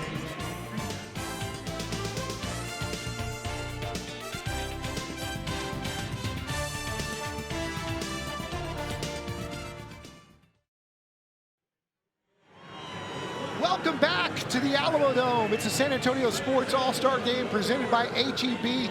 Taking a look at our Guild Mortgage Smile Cam. I'll tell you what, there's a lot of juice in the building, and there's a lot of juice in the press box right now as Team Gold has it. And Ramon Richards is going to join us for some play-by-play as Brock Purdy. Ooh, Brock Purdy with a gain of, 13 yards. Picks up a first down. Nice tough run right there. This kid, A.J. Ayala, number 4, has made a lot of plays. He's from Pleasanton, and he is really showing up tonight. I'm ready to see another one of these DBs make a great play out here. That's DB to DB. Justice Hurt in at quarterback. Okay, Justice. And it's first down and 10 here for Team Gold, and I'll let you call this one. Okay, I see that they're in a straight 20 personnel. In the handoff, and Knight tripped up. Couldn't keep his footing. The grass monster got him. Got to watch out for the turf monsters. Malachi Lane tripped up, playing some running back. He's an outside linebacker at Smithson Valley as Ricky Locke signals in the next play for Justice Hurt. And Justice is in there calling it. I see a Hail Mary coming. I don't know. We can predict it. On second down? I'm predicting Hail Mary. Okay. He sends 2 receivers to his left. Full backfield here for Hurt. Okay, let's see your call. Let's see. Oh, same play. They like what they saw. Nice tough run, about a 7-yard gain from Malachi. Malachi, again, 6'2", 204, linebacker. Linebackers like to carry the football, though, right? I see. In an all-star game. You got to be able to play both ways. That sets up third down and about 8. It looks like they're putting in the fast guys with a substitution here. Oh, yeah, 4 receiver personnel. Third and 8, they need to go for the sticks. See them going over the middle. Third down. Nice cover 4 look. Oh, and they are swarming to the ball. A delayed draw there. They are swarming to the ball. Ernest Davila, and it went anywhere. They didn't fool anybody on a draw there. They didn't. They did not. I'm learning this thing. I'm going to catch it. Oh, Manuel Garcia with the tackle. Yes, sir. That didn't fool anybody. So, into punt. In the punt is Matthew Gibbons. Matthew Gibbons back to punt. And to receive the punt, let's see what he has. See what a fair catch. Fair catch over at the 19-yard line. All right. Y'all have fast eyes. Ramon Richards sticking with us in the booth. It's gold 15, black 9. 9:30 to play here. We've still got the deciding part of this football game in the balance. We're coming back on the CW35.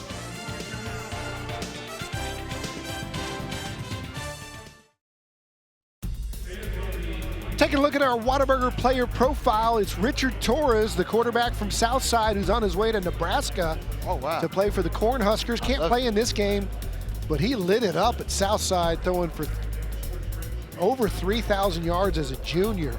Oh, my goodness. And was hurt about halfway through this season. Chuck, you had a great question for Ramon about just being able to play in an all-star game and how tough it is, right? Yeah, I mean, I think that was something that you could really speak to. I mean, you've played in this thing. You've played in other all-star games. How hard is it for a ball club to come together in such a short period of time? I mean, these guys had 5 days to work it out. Yeah, it's very tough. It's probably easier for the defense than the offense. That's why you see these low-scoring games, because it's hard for a quarterback to get his timing right with his wide receivers and just for the receivers to get the timing with the quarterback. So 5 days is not enough. It's barely enough time to get some type of rhythm going. Christopher Medelez from Holmes in at quarterback. And on the carry there was Cameron Bibbins from New Braunfels Canyon. I like for you to how you assess the personnel and what you think the play call might be based on what you see out there in the formation. Well, I've seen Chris play. I've seen his huddle film. He's a runner. So I think the defense would probably keep some guys in the box to take care of his running ability. They're spreading the ball out. And look out. Oh, he didn't get away from that time. Great pursuit by the defense. Great push by the D-line. We got a flag come in, and we may have a horse collar there.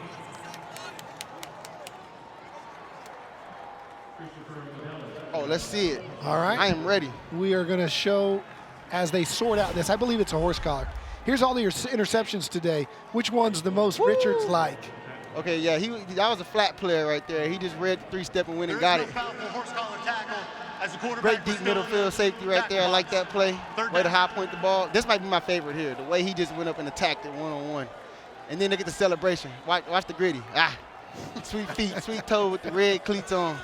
I think I like his the best. I mean, that's textbook too, right? I mean, he sealed that receiver off pretty well, right? Yeah, the way he did it, I just love the way he attacked the ball.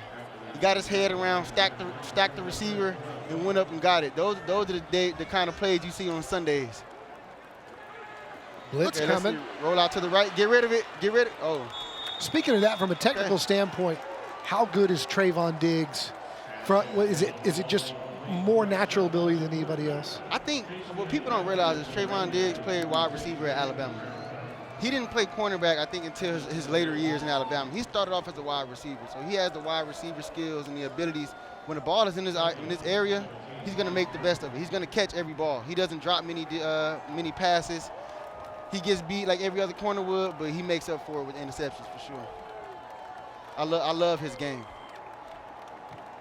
Another wobbler as it takes a team black bounce. It'll roll back up on him, down it, right there near the 40-yard line. We're going to take a break. Team Gold up 15-9 after just a 24-yard punt. 8:14 to go here in the Alamo Dome.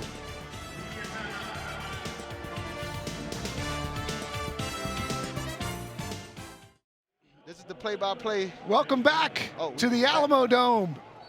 Ramon Richards joining us in the booth as you take a look at our Ancira smile cam. Lots of smiles in the stands. Man, not even paying attention. Oh, here we go. Oh, deep ball. Oh, great defensive play. These DBs are playing outstanding. Oh, then he went in and rocked the cradle. These DBs are playing outstanding today. That was Levon Williams out of Roosevelt. Levon, that was a great play. Ramon, tell people too, I mean, I know you're going to start some stuff up here in San Antonio, and I mean, for those people that know you, even if you're having a bad day, nobody would know it. You have an infectious personality, and you make wherever you go better.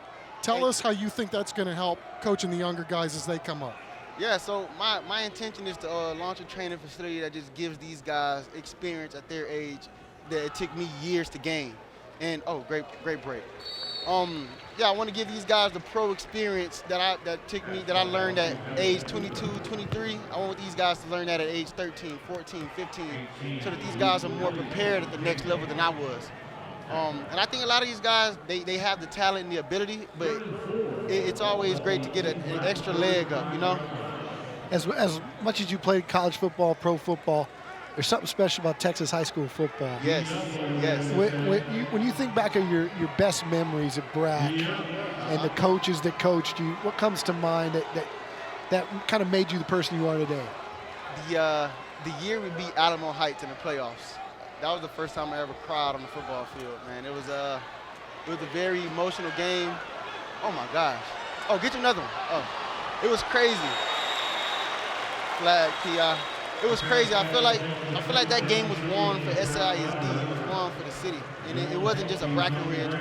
I feel like that was a win for the inner city as a whole. I feel like everyone took pride in that win. And but it's because of that win that, you know, I think I was able to go to new heights in my career, and I'm able to come back to San Antonio and still have love. Defense, number 14.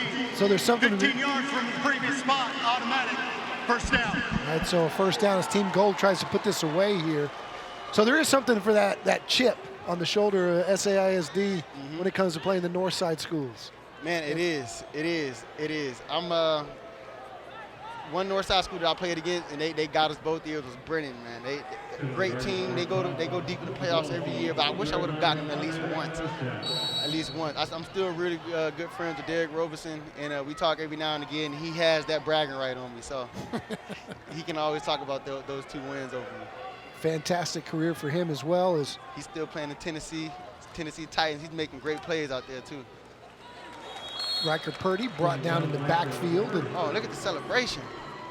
Guys starting to loosen up. They must know that you're up here and they're trying to impress you. Yeah, I see. I'm at the reward whoever has the best celebration out here with a little gift at the end of the game. Yeah, but when you were that age, you were the quarterback.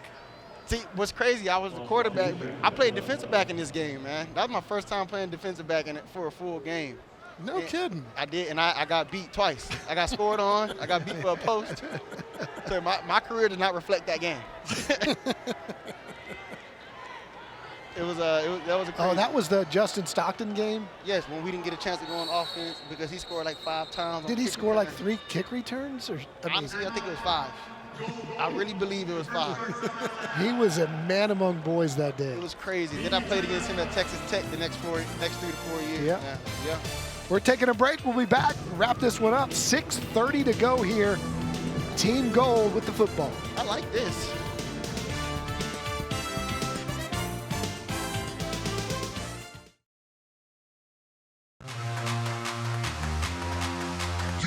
Going deep, Ryan Redding down the sideline looking for Woodard. He's got it. He's going to score. Trayvon Mayring Woodard from Smithson Valley took it away from the defender, and a great ball by Ryan Redding. Here's, look at this. Totally setting him up outside, breaks back inside, finds the ball, and makes a reservation for 6. So a couple of NFL players in that 2018 game. Antoine Wesley the other. Well, Merrick was special in that game, wasn't he? I mean, you could just tell. His speed and his... Timeout. Black. The first charge timeout of the half. Timeout will be 30 seconds in length. As we take a timeout, we'll stick here. But yeah, he not only his speed, but his size and his motor. You could tell he was a different level. Yeah, I mean, whether it was offense or defense, obviously he's making his living at the professional level as a second-round draft pick, a very high second-round draft pick of the Las Vegas Raiders, who traded up to get him. And he's basically been one of their starting safeties all season long on a team that's pretty darn good. Yeah, I mean, he won the Jim Thorpe Award as the nation's best defensive back, which is, I mean, they don't give that to anybody. That's a crazy honor for him to get as a player at TCU. And you hear just anybody that knows that young man too, you got an even better guy than you do football player, and that's really saying a lot. So we got trips to the right with 6:30 to go here, and Galloway's taken most of the snaps all day here, and we've got movement on the right tackle for the Gold team. That'll back him up. Ball start. Offense, number 76. 5-yard penalty. Still second down. I think these refs have done a really good job today. I mean, this game has had nice pace to it. Hasn't been a flag fest. And it speaks to the quality of play we're seeing on the field as well. Straight drop. Galloway got a man. Caught. And it's in business down at the 10-yard line. Nice reception by Ruben Pacheco of McCullough. Making a play. Well, Ricky Locke is really putting some stress when they decide to spread you out. They've had guys open over the middle of the field most of the day with some of these combinations that they're running out there. The Gold team looking to put this thing away here with another score. Black team still very much in it if they can get a stop. 3rd and 2 here from the 12. Galloway to Purdy, and he is stoned right there at the line of scrimmage. A.J. Ayala, guess who? You know, we were talking at the onset about how much Aiden Anesta Rodriguez likes to play football. I mean, I think we're getting a prime example on every play how much A.J. Ayala likes to play the game as well. I mean, he has been unbelievable today. So it'll be a 30-yard field goal attempt from Team Gold and Emmanuel de los Santos. And it's right down Main Street to make it 18-9.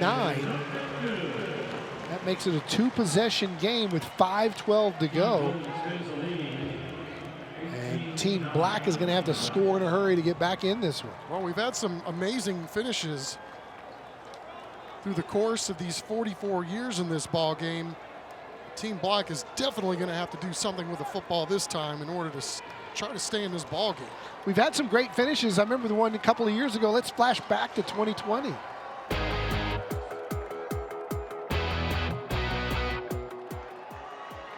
it is. Got a man caught. Rashad Owens is going to score the game-tying touchdown with 2:30 left. Just how you draw it up. Nice ball. Look at the reaction from Coach Bradford. And Zach with a 5:40 time.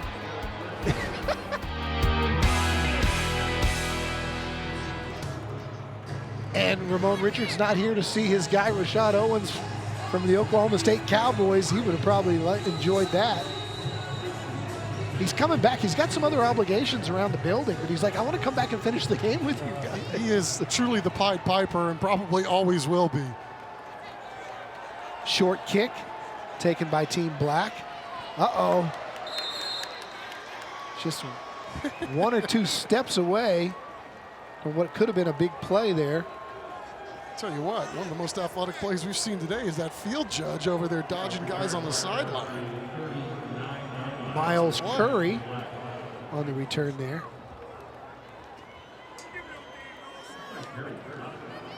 Boy, this Team Gold defense has been outstanding all day long.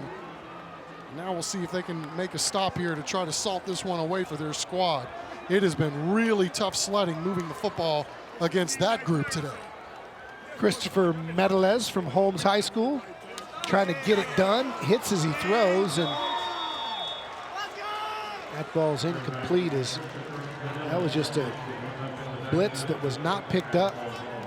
And they got there in a hurry. Intended that one for Ben McCreary of Johnson. But sending guys from all over the place makes it hard to get a read on exactly what Team Gold is doing from snap to snap. Walker Cunningham from Cole applying the pressure. Medalez ball's tipped and caught. Cortez on the reception.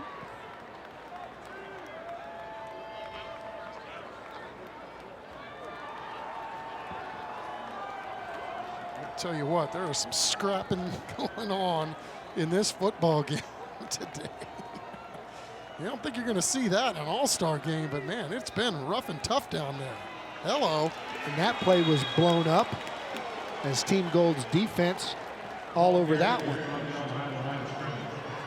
I mean, Xavier Tellez in there at quarterback now. Right, you see this from snap to snap, and again, it just speaks to what these guys are as ball players. You know, they're not out here just being all pretty, wanting to show up. All of them are in here delivering blows. Wiley Hamilton from Brandeis making that play. Medalez back in there. He's going to run it up the middle, keep it himself. Take on a hit on 4th and 7. He picks up the first down, and Team Black's still breathing here with 3:45. But they got to hurry. They need 2 scores. Boy, these refs are doing a great job today. Little out route caught. Tick-tock, though, 340. Incomplete. Thought that was caught, trapped along the ground. Just, the refs are doing a great job of just riding with the flow of the game, and it's really, really impressive. This crew's done an amazing job. And the coaches, too, making sure all these kids get in to play. Luke Tapp from Jordanton, the intended receiver, as Medalez picks up 5. And we're seeing some pre-snap movement, too. They're not throwing the flags when, you know, there's no real need to. Right. You could ticky-tack all of this. Saw a little false start right there, but it's not, you know, it's not going to kill anything. let people enjoy the game. It was minor, no advantage given.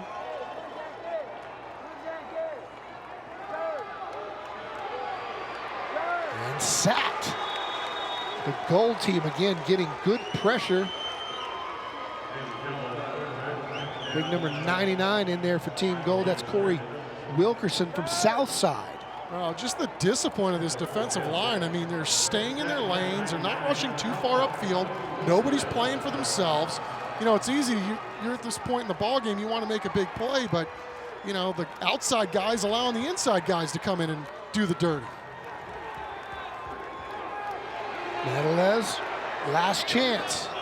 And he threw it over the head of his intended receiver. That ball will go over in downs, and that will be the ball game. Pretty much with one first down maybe for Team Gold. Well, this has just been an unbelievable performance by this Gold defense from start to finish. I mean, save for one drive for Team Black, they have been spectacular as a unit. You know, Team Black's defense hasn't been that bad either. It's just Gold's been really, really fantastic.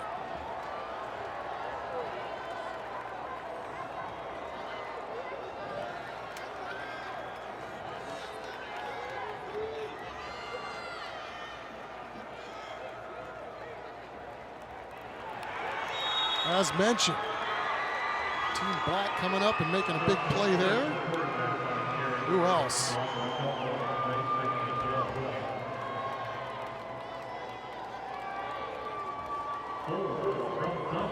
If Team Black were to win this football game, Mr. Ayala would be making a very strong statement for MVP. He has been absolutely unbelievable and perhaps the best player on the field regardless, win or lose. He's got my vote.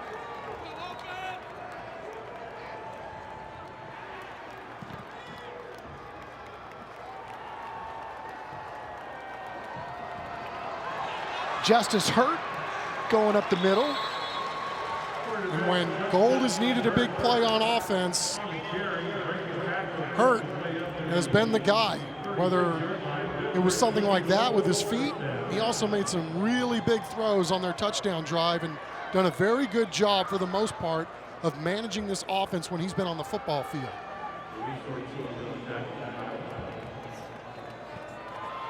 Clock winding, 1:26 and counting. And we should give a big shout out to the coaches in this game, Coach Soto and Coach Locke and their staffs, of just, hey, it's so much more than the 3 hours here. It's all week. They have meetings. They have motivational speakers. They get to know these young men. They get to mentor these young men, and it's such a, you know, bonding experience between all the players too. Like Ramon said, you know, he still remembers playing in this game and the guys he played against, and they still stay in contact, and they're 30 years old, and it's just it's really a cool thing that George Pasterchick, and I remember Frank Martin from Kids Sports Network was so involved in this game back in the 80s and 90s, and it was usually played on a Saturday night on a grass field somewhere, sometimes St. Gerard, sometimes Northeast Stadium. He kind of moved around, and I remember Mike Hernandez, our former meteorologist, his nephew got some, I think it was Henderson, Kansas, JUCO. Kid never thought he would go to college. Got to play linebacker there. And played at Harlandale High School or somewhere. And never thought he was going to play college football. Got an offer right there on the field, and that was kind of its thing over the years. And so glad that George Pasterchick is no longer with us. He is going to be inducted into the class of 2022 into the San Antonio Sports Hall of Fame. Such a deserving legend. Coached the Toros and the Charros on the semi-pro level, and then was at St. Gerard High School for so many years. And you hear so many stories about how he impacted the lives of young men in this town. And he would be so proud of what this game has become. Yeah, I mean, and a big shout out to San Antonio Sports too, Don. I mean, you know, I mean, the fact that this game has been elevated to where it has been with the involvement of our stations televising it, and the fact that it's not just a San Antonio game. We've got the outlying areas and really the whole viewing area represented year in and year out to try to pull people in and help galvanize the whole area. If for no other reason, it's 1 week out of the year. It's just really, really cool and special to be a part of. And again, the quality of play and some of the guys that end up making a name for themselves in the midst of this football game. I mean, A.J. Ayala's certainly doing that here today. But I mean, we've seen this year in and year out where this means something to these guys. All right, we're under a minute left to go in this football game, and Team Gold trying to salt it away. Team Black trying to get the ball back for their squad one more time at least to see if they can get a chance to cut into this lead, but we're running out of time, but it's almost time for our play of the game. And here we are. We've seen it all day long from the defenses in this game, and for Team Gold, what an unbelievable play we had there for an interception and another interception by the young man from Wagner, saving his best moves for last. Multiple entries, too close to call for our play of the game.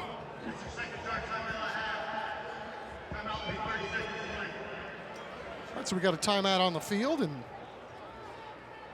can't keep Mr. Ayala out of the ball game very long. He wants to go back in.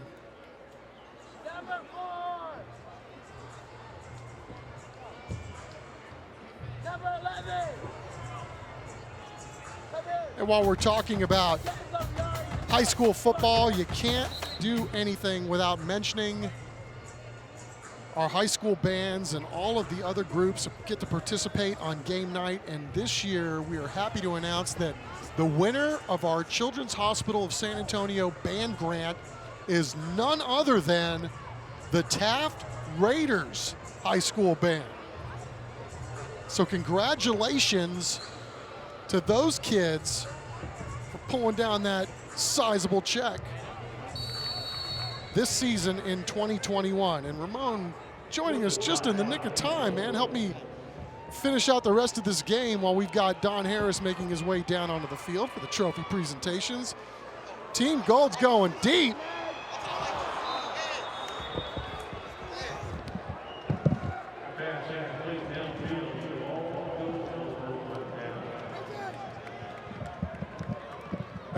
As you were saying. That's what I like to see right there. I like to see some shots late in the game. Right, fourth down, you got the lead, but it's an all-star game. So, you know, let somebody air it out, let somebody make a play at the end, right? Yeah, give somebody a chance to show their abilities. Give somebody a chance to make a one-handed catch and run into the end zone. That's what I like to see right there. All right, I know you've been gone, you know, obviously fulfilling the obligations of your career, but how much has the talent level grown in the San Antonio area since when you were playing to what it is now in your estimation? Man, it's crazy. It's crazy. And then the crazy thing is now you can see everything on Twitter. Everyone's posting different offers and their highlight tapes. And I love to see it. You got guys like Silas Gomez who's out here balling. You got guys who there's just more exposure now. There's more exposure, and guys get to get their film out there. So I'm excited to get to work with a lot of these young guys and be able to just fine-tune certain things so that when they get to that next level, man, they hit the ground rolling. Maybe some of these guys can be in my position in a couple years or better. I just think it's fascinating. You know, you watch this game, and this young man, A.J. Ayala, who's playing for Team Black on the losing team, but I mean, this young guy from Pleasanton, he's come out of nowhere and just really showed how much football means to him and how talented he is as Team Black tries to do something here on the last play. I like it. Of the San Antonio Sports High School Football All-Star Game, which this year is going to go to Team Gold.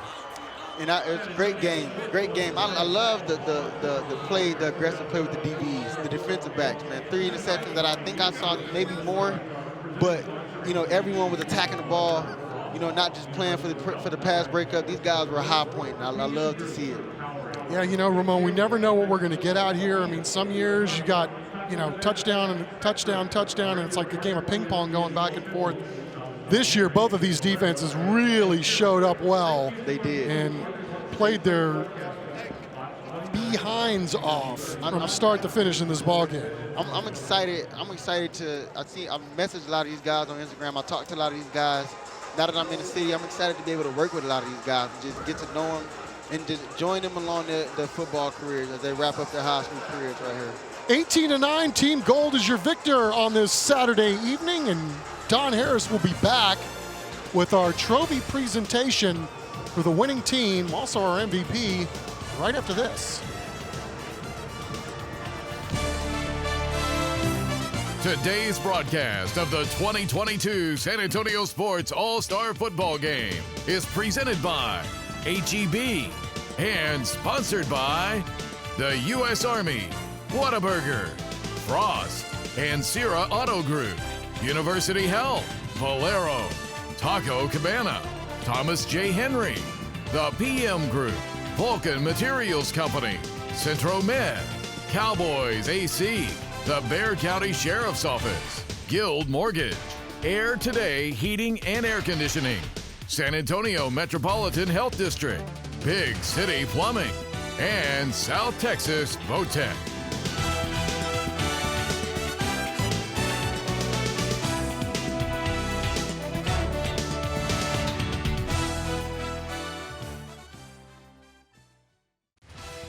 Welcome to the San Antonio Sports All-Star Football Game presented by HEB Postgame Show.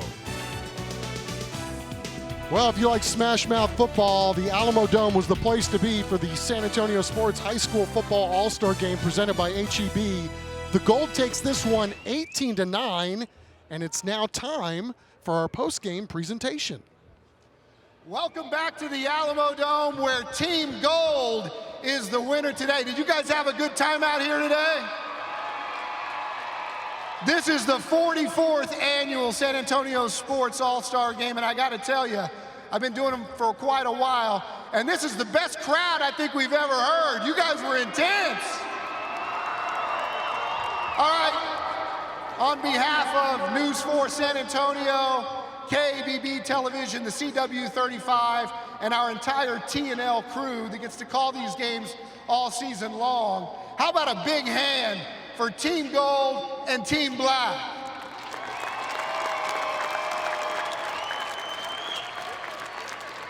Now, I don't know how many of you are old enough to remember Super Bowl V. It was a long time ago. But it might be the only time in Super Bowl history that the MVP came from the losing team. The Colts beat the Cowboys, but Chuck Howley was the MVP. And today, we had a young man that stood out to our crew on television and to you in the stands. And the most valuable player, our Whataburger player of the game, today goes to A.J. Ayala of Team Black and the Pleasanton Eagles.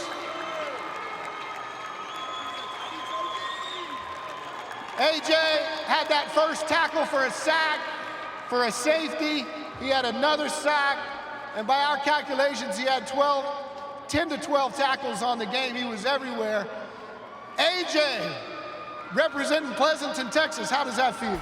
Feels good. Biggest achievement I've ever had. I just want to thank everybody for coming. Go Eagles. Any Pleasanton people in the house? All right, congratulations, A.J. Ayala. Our winning trophy goes to Team Gold and Coach Ricky Locke from Southside.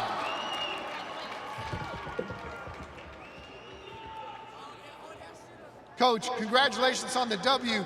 Early in the first half, it looked like this was going to be a physical football game, not an all-star game. There's some hitting going on out there. Oh, it was a physical game, and our defense played lights out. So kudos to our defense and our offense.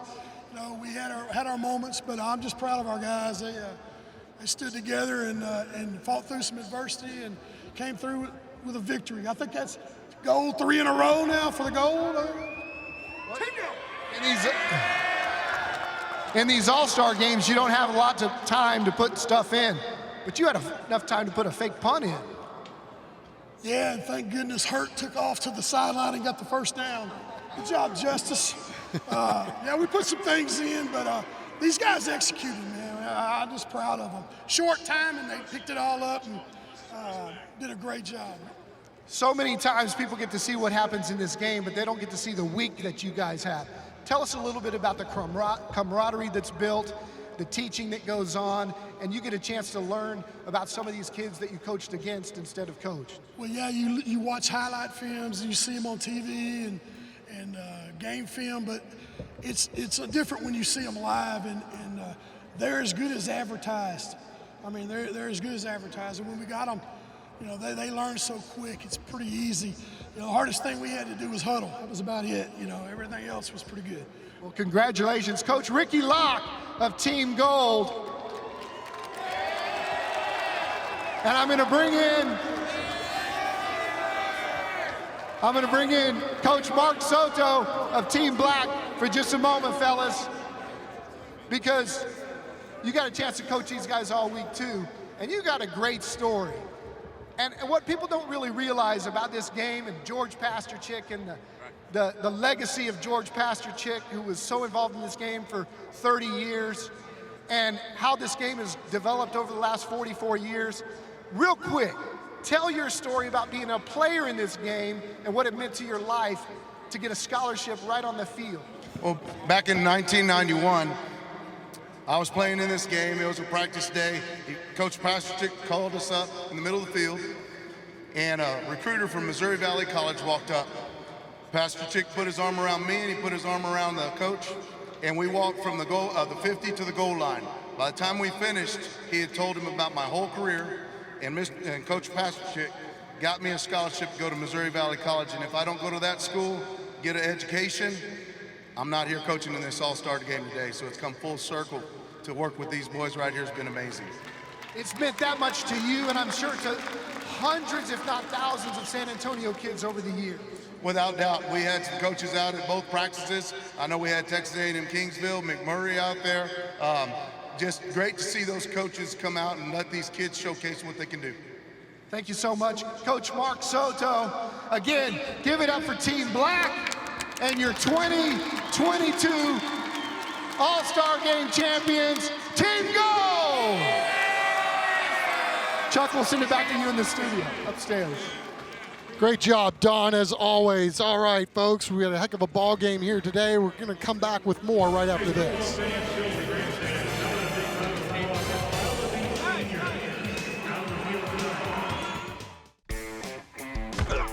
Welcome back to the Alamo Dome. It's our Big City Plumbing play of the game. And wow, that's a collision of the game, I should say. And what a stick that was. Great job by Becker. Seen some other blows in this ball game. Was all day long, and that's our Big City Plumbing collision of the ball game. All right, a lot of action in this one. A lot of defensive plays in this ball game all day long, start to finish by both teams. And we had some really big plays early from Team Black that kind of set the tone for these defenses all day long. There's our MVP, Ayala, scoring 2 of his team's 9 points. Got the throwdown, got the safety. Team Gold equal to the task. They were really good up front. Miguel Becker from Madison High School with a pick in the flat. That led to Team Gold's first score of the day, but the young man from New Braunfels who scored. They got the 2-point conversion, give themselves the lead, and then one of the most incredible plays that we saw all day was off a deflection. Green making a play from Canyon Lake. Kind of opened up the scoring there as we finally got some offense in this ball game. Great little play right there, pass and catch to round out our scoring. 18-9 in favor of Team Gold on this Saturday evening. What a ball game between these two teams, and I had no idea that Team Gold's actually got a 3-game winning streak. Coach Locke throwing it down after the game. It'll set the stage for next year to see if Team Black can get in there and get the victory. During the game, at halftime, we brought you some of the kids that were showcased during the course of the season over on Maximum Sports and News 4 for our Beyond the Game segment. Kids from middle school and high school, athletes from all over the area that are giving back to their community in all kinds of positive ways. It's kind of cool to have a lot of them out here for a group picture. And Chuck, I'd be remiss if we didn't bring up the job that Chris Kotfus does with Beyond the Game. We talk about him during TNL all the time, along with all the guys that make this crew so great, Brian Watts and his crew of photographers. But Chris not only produces these TNL games in this show, he does those Beyond the Games features that really showcase all the good things that these teams are doing in the community. And he works real hard on them all week long, and we're able to showcase them on the weekends on our TV stations. And so hats off to Russ Bookbinder and San Antonio Sports for the initiative, and athletic directors like Stan Lang at Northside, who was one of the first pioneers of the Beyond the Game concept, and now it is spread like wildfire through the entire city.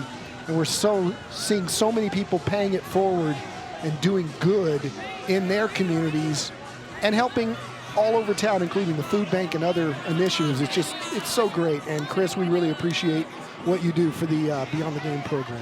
Yeah, it's been really cool. The whole season, Don, what's great too is, Dean Radla, our general manager, comes up with a schedule each and every year and makes it a point to try to move the game around, get to some places that we haven't necessarily gotten to, and, really spread the wealth, all while keeping in mind to have as dynamic a schedule and as competitive a schedule as you could possibly come up with. And I know we say it every year, it seems like one year outdoes the last year, and this was just a fantastic season start to finish. And this is I got to tell you, we've been doing this a while. This is a unique scene today. There's an energy in this building that I haven't seen before. It was there the entire game as they were chanting Team Gold against Team Black. Kids are sticking around to get autographs, and both teams, win or lose, are sticking around to have a lot of good times. And I, can see this just getting much better in the future. Partner, we're going to do it again next fall. Let's do it. It's going to be fun. For Chuck McIntyre, for Zach Hedrick, who couldn't be here today, for Chris Kotfus and Brian Watts and the entire TNL team, for Dean Radla and everybody back at our family of stations here at Sinclair San Antonio. It's been one heck of a season for TNL and the San Antonio Sports All-Star Game. We can't wait to bring you 2022 Thursday Night Lights. Good night from the Alamo Dome.